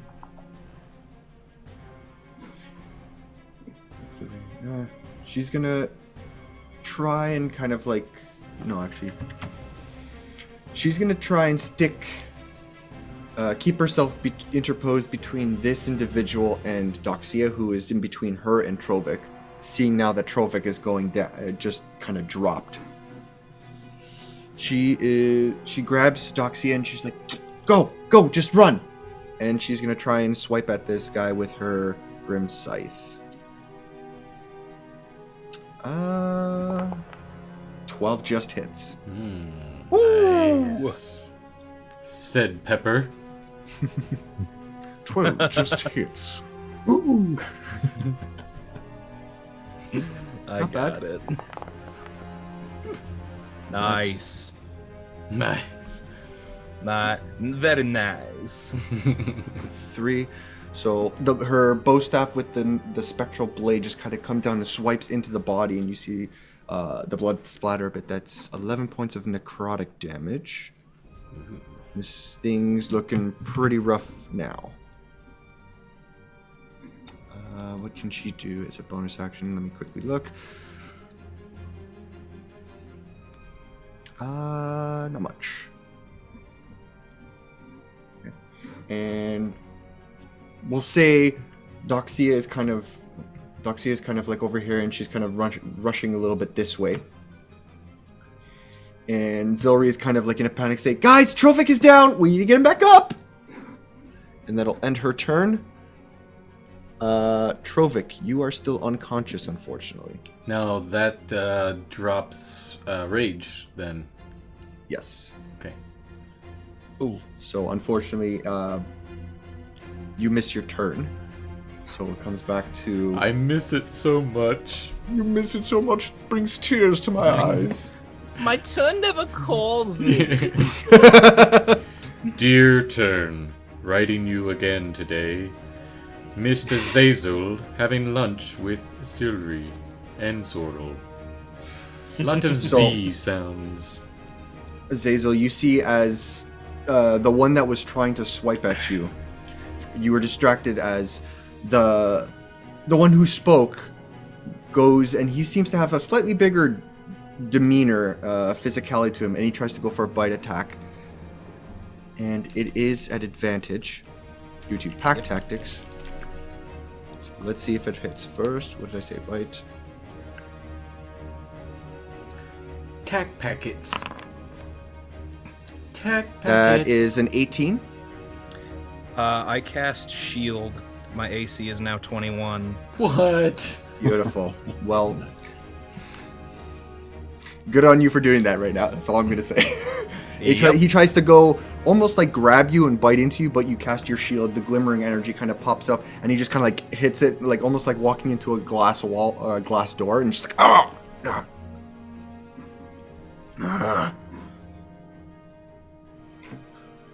And that ends his turn. Zoril, you are up. Okay. I don't say anything. I just think it's like, okay, once again, that's just a test round. No. Growl. One bite against this one. Okay. Yeah, there it is. Thank you.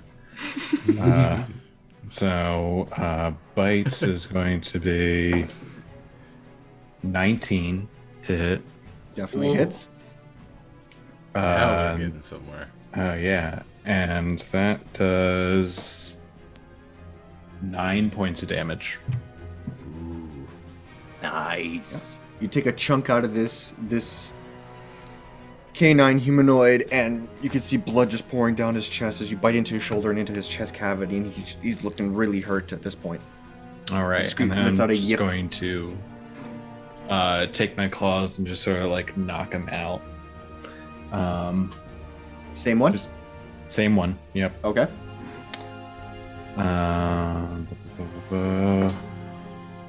Even better. 22 to hit. 22 definitely hits. And that one is going to be...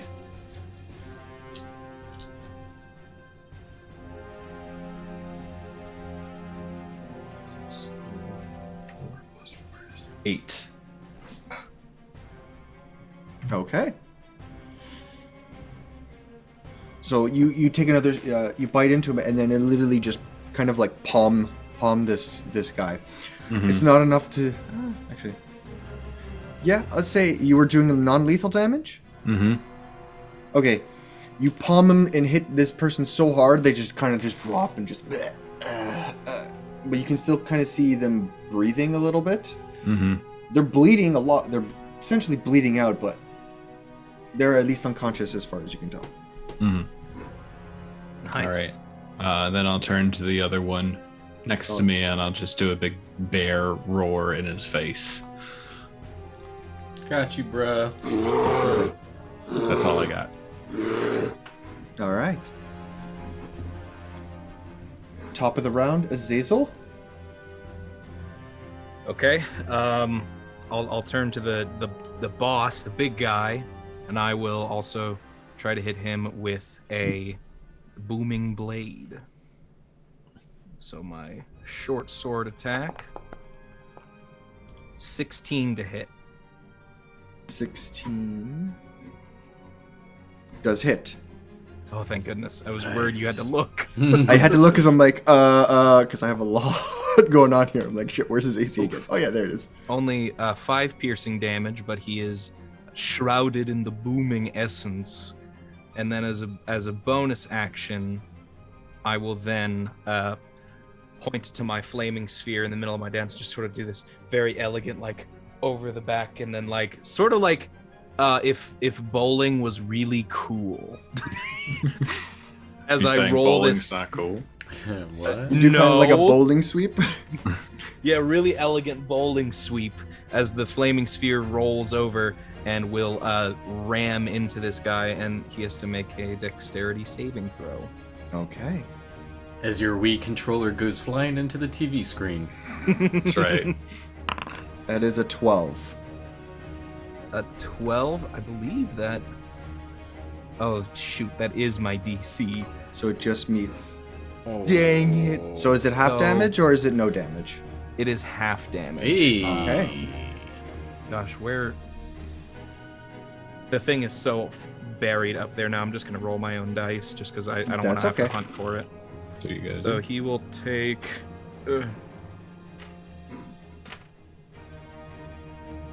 He will take 4 fire damage.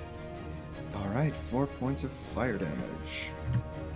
So as as you swing your blade, you sheath it into this vibrating energy, and you hit him with the blade. The blade almost just glides off his body. The vibrating energy kind of like sticks and shifts to them, and sits there, and you can see, but you see no wound marks until you hit him with the fireball, and you see like he kind of reels back a little bit, able to dodge it, but not quite, and cinches a bit of some of the fur on his arm, and takes a little bit of fire damage. Nice. Very nice. I definitely take note of that. The blade not doing much damage. It looked like the blade just grazed through the fur, essentially. Okay. What?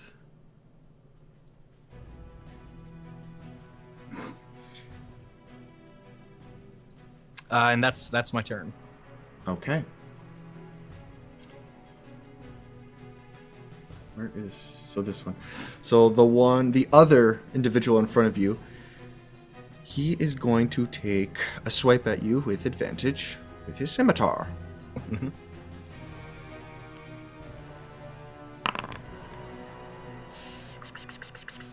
That's a natural 20. Oh, shield ain't helping that. So unfortunately, even with your, I think the shield only lasts. The shield would have been you're gone. Yeah. Yeah. But so to reiterate, those that are watching, the way I like to do crit rules is it's max damage plus re-rolling of the dice. So it would be. Where's looking at the wrong one? That's 12 points of slashing damage plus one more d6. Which is a total of 15 points of slashing damage from this crit. Azazel's looking real rough. Trovik's gonna be very confused. And when he even with wakes your up. blade in hand, using it to protect as the shield disintegrates, you hold up for a moment, and with enough force, just kind of like slices through your upper body. As the rest of you see, well, at least you, Zoro, you see like this smear of blood kind of fly off of Azazel. The flaming sphere stays. I just rolled my concentration check. Beautiful. Nice. So, but not looking great. So Trovik, one of the ones that is standing over you, he's gonna take his scimitar, flip it around, and go for a stab. It is at advantage because you are technically prone. Mm-hmm.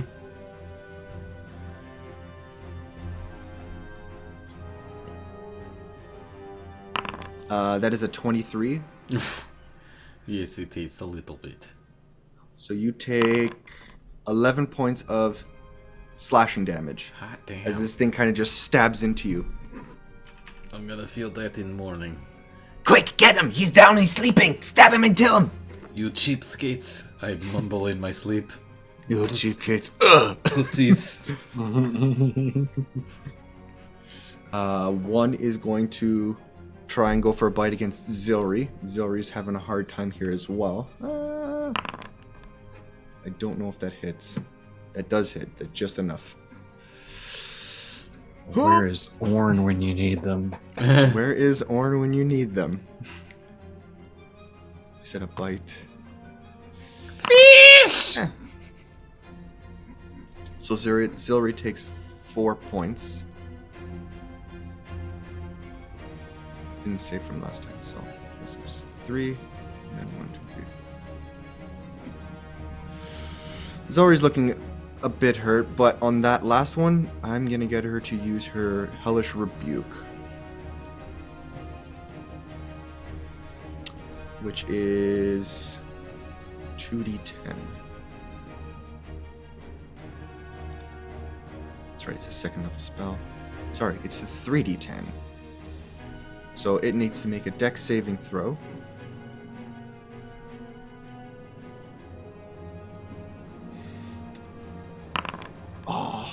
Which was a natural 20. So it obviously passes, but it takes half damage. So this one takes... Oh wow, I rolled decent. 10 points of fire damage. Which one is this one? third one. And it's enough to just incinerate this combatant as it bites into Zilri, and somehow Zilri, she kind of screams out, grabs the back of this individual's head, yanking on his ear, and immediately he begins to raise in flame. And she lets go, and he just drops onto the ground, just screaming, "Ah!" So nice. Wow. Nice. Nice. Nice.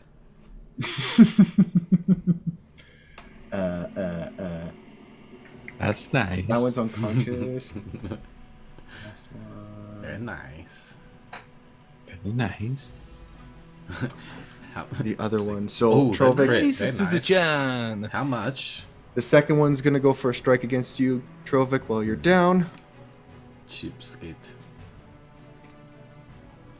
I rolled 2 5s. That's a 10. So somehow he's thrown off by his friend or ally stabbing into him, and just kind of like He's having second thoughts. Maybe I shouldn't be Sure. such pussy. he's about to take a swipe and be like, "Wait, no! We should take this one with us. Oh. No, And, that is- and kind of like much reneges worse. on his swing. No, keep swinging. The last one's gonna make a strike at you, Zorl. This one's gonna try and take a bite at you. Straight roll. That is Right. an 8. Nope. It tries to bite into your hide, but it's too well fortified between the bark skin and the Yeah. bear's naturally sturdy body, and just kind of gnawing on your shoulder, and then kind of just jumps off. It is Zilri's turn, and then Trovik.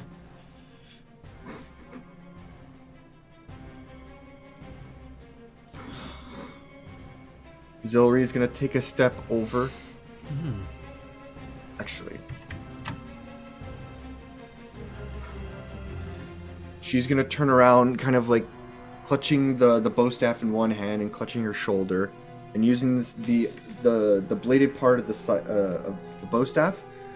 She's gonna cast Eldritch Blast against the one that is standing over Trovik, and she heard read out, "You're not taking him." Yes. I need him more than you do. I don't know. Sure. I need him more than you do. That's definitely a hit. That would be a D10 of force damage. Nice. 8 points of force damage. Let's see if we can get it. Sorry, Zilri. Pew, pew, pew, pew. Very Eldritchy blast. Yeah. Oh yeah. Eldritch Blast. As this black beam of red smoke kind of just penetrates through this creature's body and just leaves like a bit of a burn mark on your shoulder. Ah! I think that's all she can do, if I remember correctly. Round spell. Nope, I don't know why I rolled that, but it's fine. Clicking too many buttons. Clicking too many buttons. No, too many. Too many buttons. That was easy.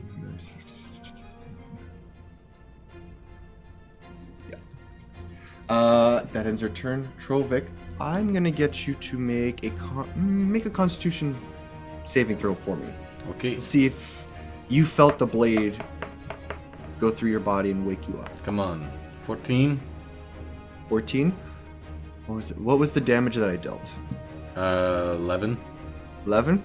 I'll say that's enough to. It exceeds the damage dealt, so I'll say you feel the blade go through you, and immediately just like, oh, you wake up and you see one of this individual who kind of like retracts his blade out of your gut. Another one that kind of like holds back his swing, but then sees you also see like a beam of energy kind of like hit him in the shoulder. You are technically prone, but you will get your turn. Okay, You are now awake. I can stand up. Yeah, you can stand up. It'll be half your movement, however. Stand up, not moving anywhere. Bonus action, engage the rage. Engage the rage. And reckless attack this bastard that stabbed me in belly. And I say, hey! There's magic in there! Okay. Yeah! So, first off, roll your d8 for me. Or no, wait, I roll the d8. I keep forgetting Inatrovix, Tom. Yeah, you roll it, right? Yes. Okay. Apologies. No, you're good. It's 2 again. Oh, son of a bitch. You know So- what? You could I'm gonna. you could bamf behind him. Just be like, Teleport an inch to the right. No, because okay. I was gonna say, I'm gonna. You know what? I'm. you could make it interesting where I'm gonna roll for it. instead of getting up, you 1, engage the 2, rage 3, and 4, bamf. 5, 6, 7. All right. Here's what I'm gonna do. I'm gonna roll a d8, Okay. and I'll give you a number. Okay. 6. So 1, 2. Clockwise. Clockwise, yeah. So it would be in. Because Trovik doesn't understand magic, so why would he be able to control it, right? You teleport, and you teleport in front of Doxia, who saw you go down, but now you kind of just immediately disappear from lying on the ground and reappear standing in front of her. Okay. Shit! And do I have enough movement to go back and attack son of bitch? Yeah, you have what? You would have at least 30 feet of Literally. movement. Halved would be 15. Yeah. So I'd be like, trying to psych you out and attack with X. Okay, go for a swing. Reckless. Yes, so you get advantage. Alright. So that's... Well, that might work, but let's see if... Yeah, we'll stick with the 19. 19 hits. Okay. 19 plus 5, so 24. 24, even better. Alright, yes, it's time for you to go sleepy time now too. 8? Wait. And that's plus 2, so 10? Right, 10 because of the points. rage? Plus your rage damage, yeah. Yeah. Plus so, your rage damage. Yep, it's only 2, so 10 total. 10 points of damage. Okay, you swing your axe, carving through this individual, and it almost just kind of like you feel it glide off this person's body. And it does. You see no slash marks. You see no blood spatter. Just kind of like, almost like you ran it through water. Oh no. This is disappointing. And it kind of just, it's just like, and he kind of starts swinging his blade around a little bit. These damn teleporting thing. It's magic belly. Okay. That'll be my turn. All right. It's its turn. It's the leader's turn. The leader looks at you. You're looking a little bit rough now. Clearly the blades are working its magic. He goes for a swipe.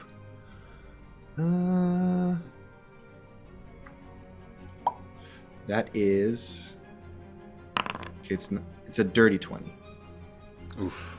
Shield. Shield? Nice. Okay. Yep. You bring up your shield again, and he goes for the blade and just hits it, and he's like, bloody magic users.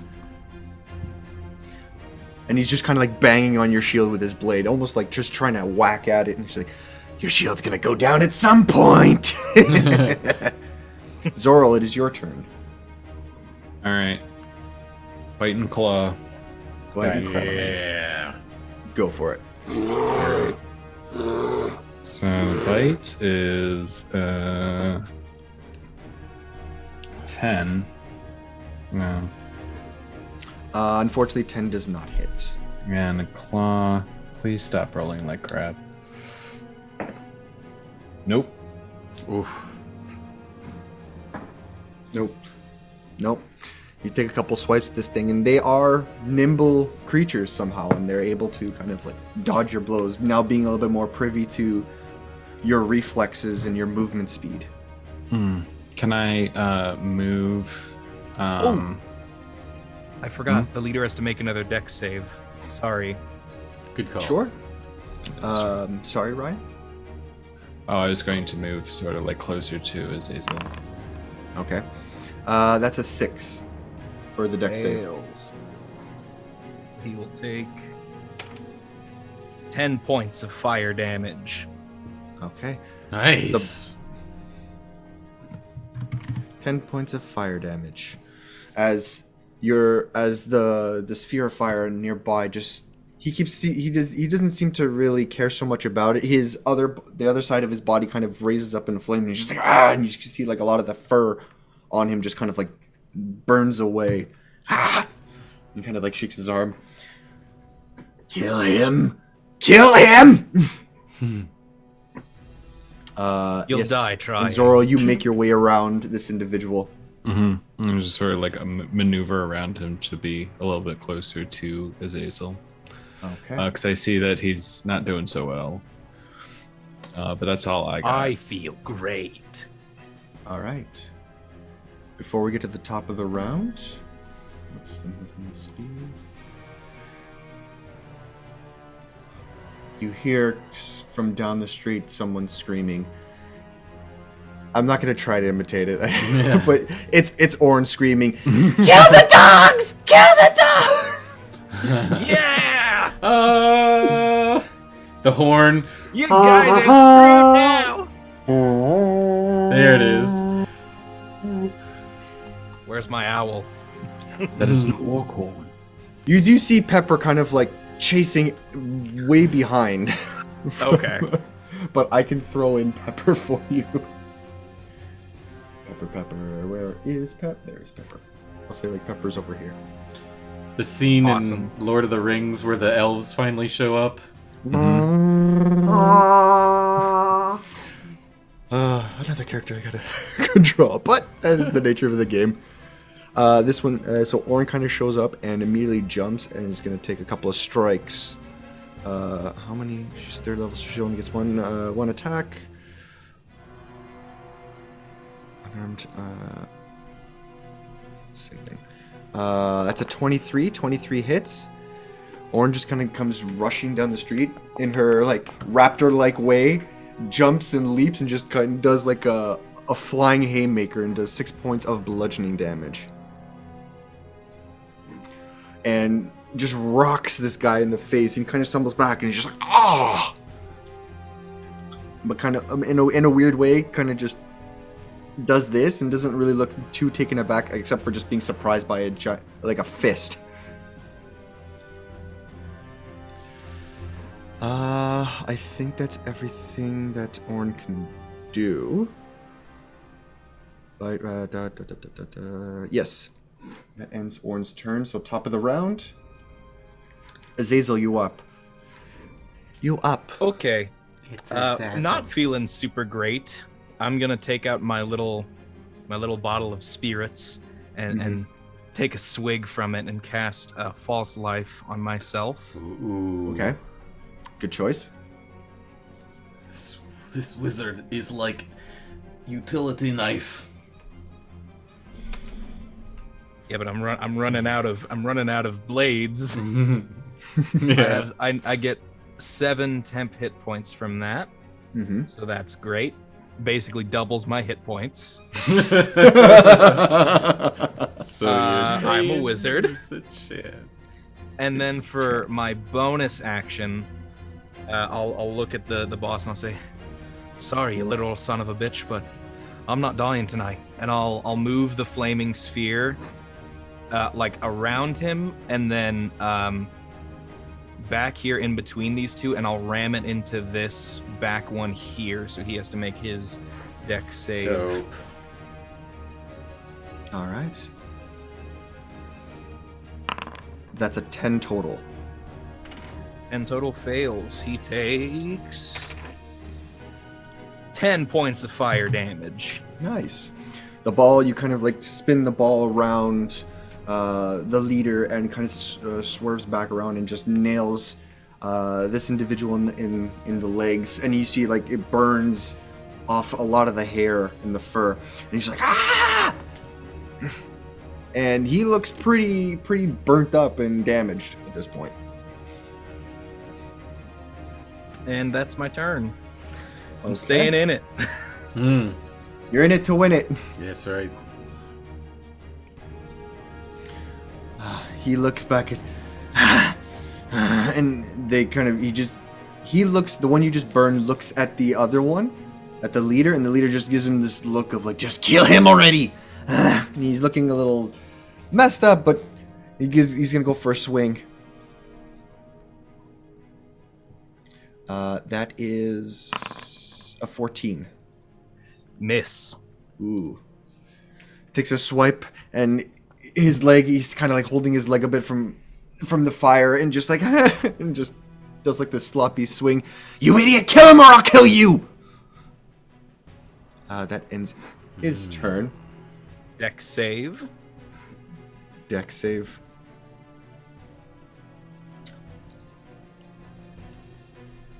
That's a 15 this time. That will succeed, so he'll take half damage. Okay. Ooh, not great rolls. He takes 3 fire damage. All right. Just being next to the flaming sphere, it kind of like originally when it bumped into him and rushed into him. Now it's like just being and feeling the heat. He's just like he's wincing in pain. Trovic, the one in front of you. Mm-hmm. He's gonna try and go for a bite attack. He's going to have advantage because I used Reckless. He does have advantage regardless, but I rolled terribly. That's a 10.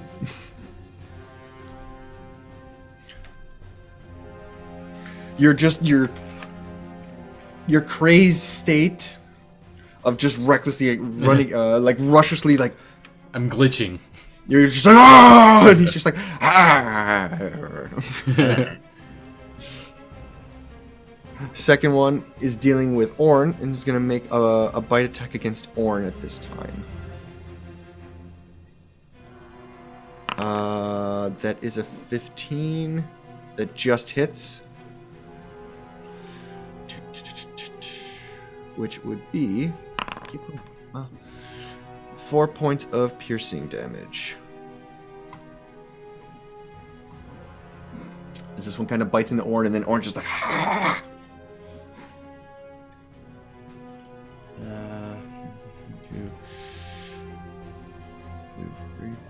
That one's unconscious. Last one's gonna attack Zorel. Kind of like sweep around a little bit, trying to, in a weird way, interpose. But at least get closer.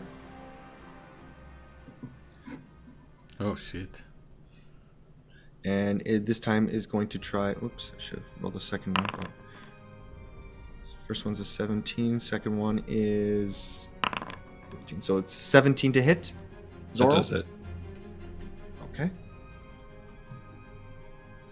That's 11 points of slashing damage as it kind of runs around, kind of blocks off Azazel from really kind of maneuvering well enough, but kind of slashes you in the backside as it sees that you're trying to go to help your companion. Okay. Zilri's turn.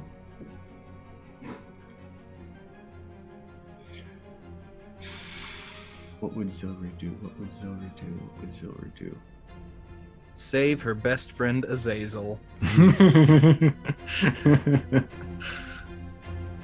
I think Zilri would kind of put herself a little bit away in the middle, kind of trying to find some cover behind something, and then take a pot shot.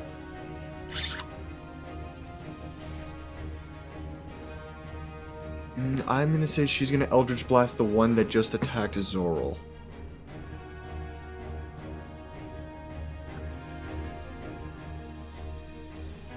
You can find your Eldritch Blast. Unfortunately, that's a 6. Kind of like from behind cover, can't get a clear shot. It's the light. There's just too many people around, and she's trying to focus, and the beam just goes over everybody's heads and shoulders. She's just like, damn it! Sorry! Trophic, it is your turn. Okay. I am going to look at that's Orn behind coming in from behind at the 2, right? Yes. Okay. I'm going to look at Orn and I'm going to say, Orn, you got these? Trovek had to be hero now. And turn to look at Azazel in the wild predicament that he's in. Mm-hmm. And he's just going to go, okay, Zoro said you have magic salt on me or something like that. And like try to bamf 30 feet to this direction, which I think is exactly 30 feet. Ooh. Yeah, it is. Okay. And I'm going to use Reckless Attack with... You know what? I'm going to fucking try to gorge him with my horns. Because I don't know what happened with the axe, but I'm not... Oops. I'm doubting the axe. Okay. So... You try and gore him with your horns. Here we go. Sure. That's a 12, 17, or... Hey, what's that? Meow, meow, meow, meow. Hey! Natural 20. Do it, baby. Alright. Yeah, natural 20 hits, so it's max damage, and then re-roll the dice without adding your modifier twice. Alright. So max damage would be 6. Okay. And then I'll roll it. So that's 3, so 9, and then plus my modifier once, right? So 12. 12 points of 12 points of damage. You come rushing over the Azazel and Zoro. You see, like, as you're trying to deal with this crowd, this control. Bamf. Out of nowhere, after the one kind of slashes at you, you just see Trovik hit him like a truck out of nowhere, and he just goes flying, and just kind of like ass over tea kettle, kind of just, and the body just lands in a heap and just stops moving. I'll say like, oh, wrong button, but I'll just say like the body just goes flying over here, and it's just done. Did somebody call for party? The bear. Work on that line a gives little you, bit, like yeah. Just tilts head, just. Yeah, you see like black smoke like slowly like flowing off of him, like Dissipate.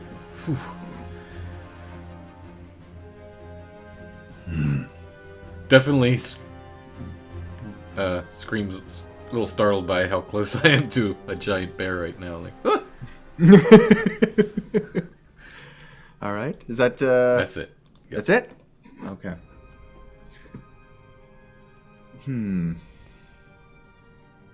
Seeing that you just came charging out of nowhere and knocked one of his companions, and he looks back and just stops moving. Mm-hmm. Yeah, hey, big guy, come fuck with me.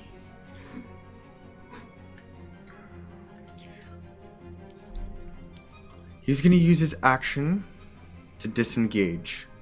He will still have to he will still take the dex saving throw from your flaming sphere, but it's going to disengage and back off. So I'll do the dex saving throw first, which is a 9. That's a failure. Low roll. He takes 4 fire damage. 4 points of fire damage. The ball kind of singes him, and he's like, ah! And he starts slipping away, and then kind of attempts to disappear into the alleyways. If I can remember where the alleyway is, we'll just say disappears into the alleyway, and that's his turn. And he just looks pissed off and just. All right, Zoral, your turn.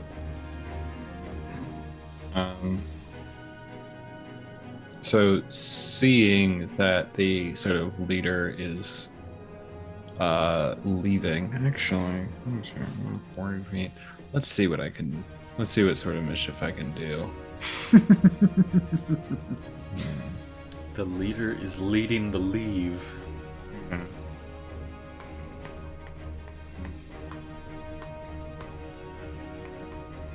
I'm gonna go and stop measuring. I'm gonna go up to where these two are with Orn. Okay.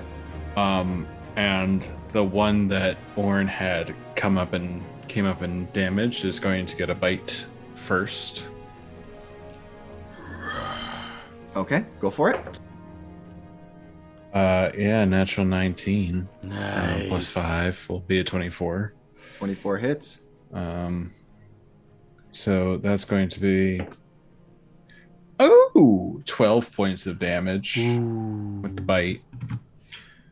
You kind of charge in from behind, and though their attention, like Trovic disappeared, and their attention turned to Orn, they have their backs towards you.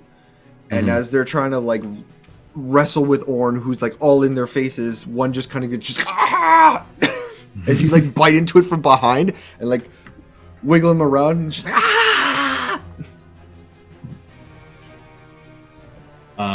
and just like toss that one to the side, and then come around with the big bear paw to the other one.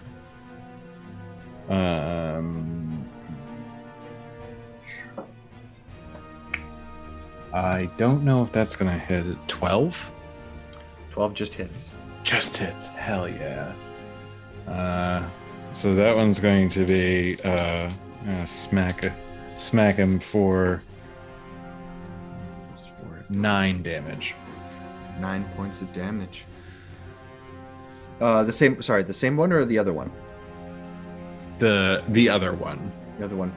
I don't know if I don't know if I took care of if I finished off. They're both still alive. So you kind of bite into the one and toss him aside, and he's kind of like on the floor, like. The other one you kind of just palm like you did the other one, and just like Okay. He gets thrown kind of aside, so I'll say like, this one lands over here, and this one lands over here, mid alleyway. Nice. Yeah. And let's see.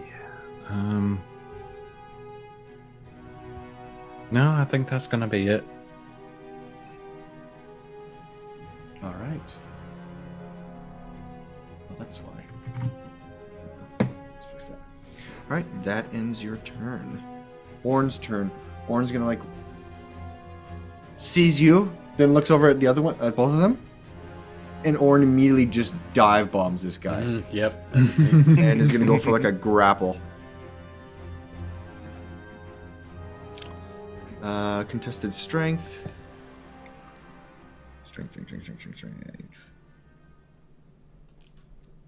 Hello. Thank you. Athletics. So that's a 17 to. Nope. To an 8. So Orn literally jumps on this canine individual and just bear hugs him in place. Nice. Very nice. And so now they are both grappled, essentially. Take him to the death he's row. grappled. Take him to the death row. You're right. D&D is just essentially WWF. I think it's WWE though. WWE? Yeah. I think it was like It was the WWF like WWF. 20 years ago. Yeah. A long time ago. More than that, yeah. You mean, when I watched it. Back in my day. Just kidding, buddy. And yeah. It's okay. We'll say for now that's it. So that ends Orn's turn. Top of the round, Azazel. It's Azazel. It's so not. It's not. It's not. Seeing the leader run away, first I'm going to use my bonus action to send my flaming sphere after him, just to see if we can see him. Okay. That's about how. Let me do a quick measurement just so I don't. From here, okay, that's only 20 feet. So Hit him again!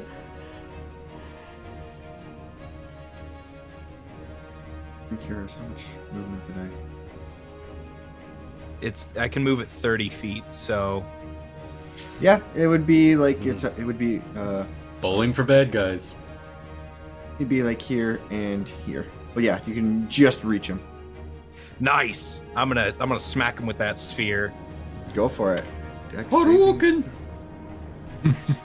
So roll your damage. I'll do the dex saving throw. That's a 22. Yeah, that's a astonishing success. Bruh. 4 fire damage. 4. Is that already halved? Yes, I think that was, yeah. Okay. that one was a good roll on my part, It's unlike the pretty- last one. You kind of catch this individual kind of like rushing into the alleyway, and you send your flaming sphere rolling, and you hear it's like, ah! You kind of like see it just as it singes him.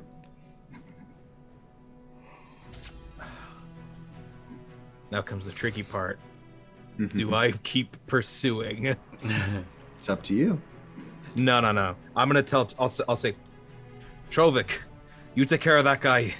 This one's mine, and I'm just gonna sword attack this guy with my sword. Okay. Sword attacking with sword. Oof. Oh, that's not great. That was an 8. 8 unfortunately does not hit. He's kind of clutching the burn mark on his leg, but he parries with your blade. And he's kind of like he's looking a little frantic. Like a hyena. Yeah, that's my turn. All right, Yeah. it's your turn. His turn. He's going to disengage and dip. Of course he is. He gets about that far down the street. Can I take an attack of opportunity? Oh wait, no, he disengaged. He disengaged, Never mind. unfortunately. Silly question. You just said that. That's okay. No worries. There's no such thing as silly questions. This Just one a silly boy. gets up after being tossed by Zorro and also starts running away. Up there. And this one, it's going to try and break out of Orn's grapple. Maybe?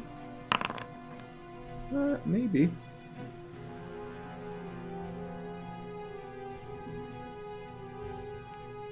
Nope. Orn's got it held in place. Unlock, baby.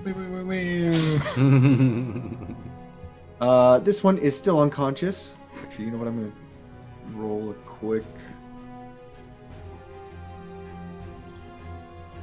Oh, was that a 20 on Horns?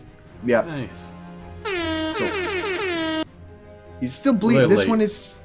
one is still bleeding and still unconscious, but still alive. It's Zilri's turn. Zowery. Zalri. Eat your Isn't salary. that what you use with peanut butter to make ants on a log? Yeah. Mm-hmm. Yeah. She's gonna try and make a strike with Eldritch Blast at the one that's running away, which is a natural 20. So that would Yo, be. he's dead.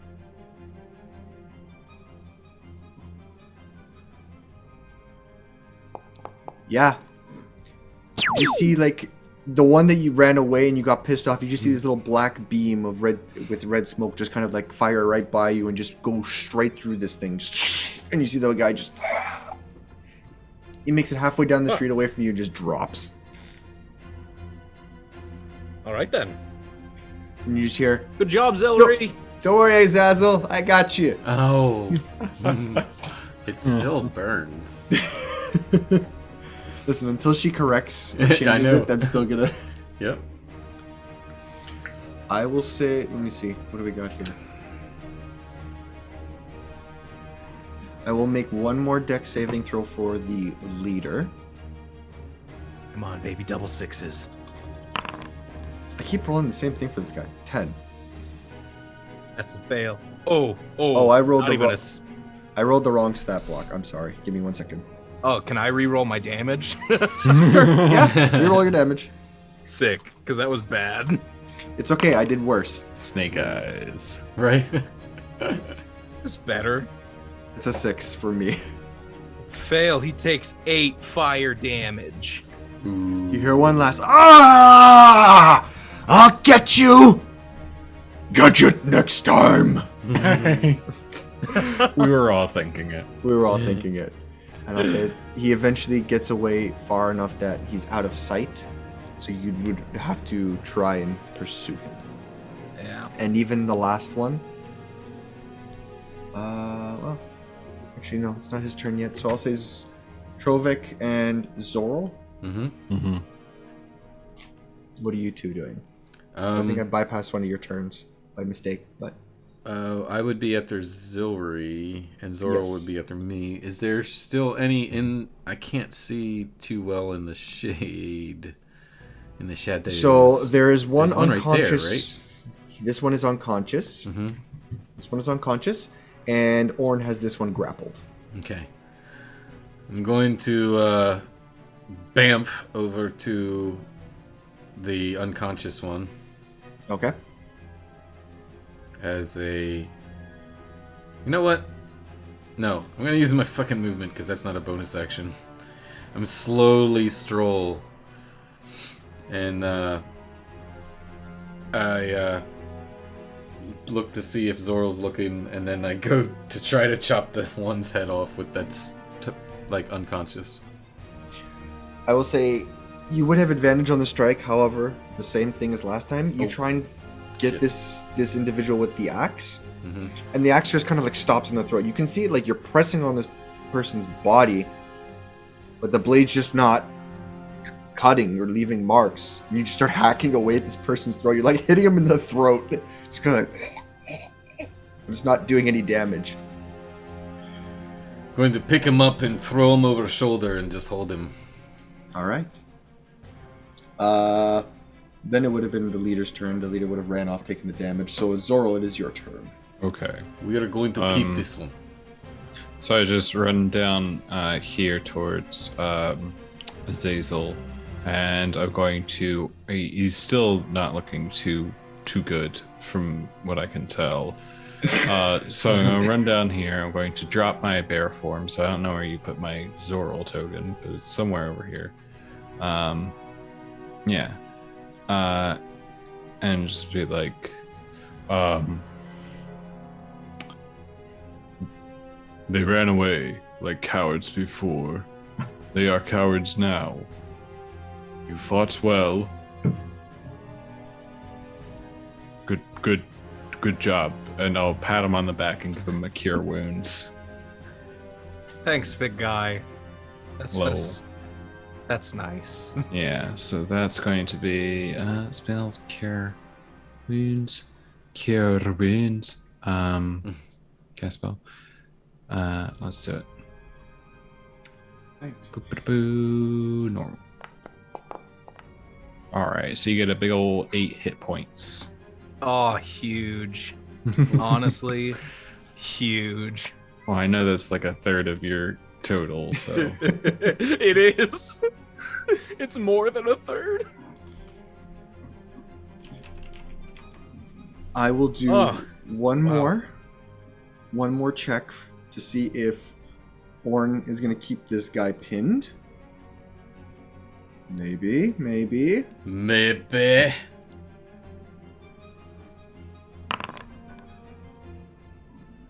This one with the 17, this one. Yeah, Orn still got this guy pinned. Oh! And that's where we're going to end initiative for now. Right, Nicky As- Nicky! You have one, what seems like canine individual, unconscious over Trovik's shoulder. One that Orn has kind of like pinned to the ground and kind of just like, they're both like snarling at each other and both like, not necessarily biting each other, but like baring each teeth one another. And a couple of bodies of a few others in the streets. And one thing you noticed before we wrap it up, and 2 individuals that got away as well. But you do see the bodies, though humanoid in shape, begin to shape shift again as they revert into what looks like a couple of jackals that are now dead in the streets. And that's where we'll close up for today.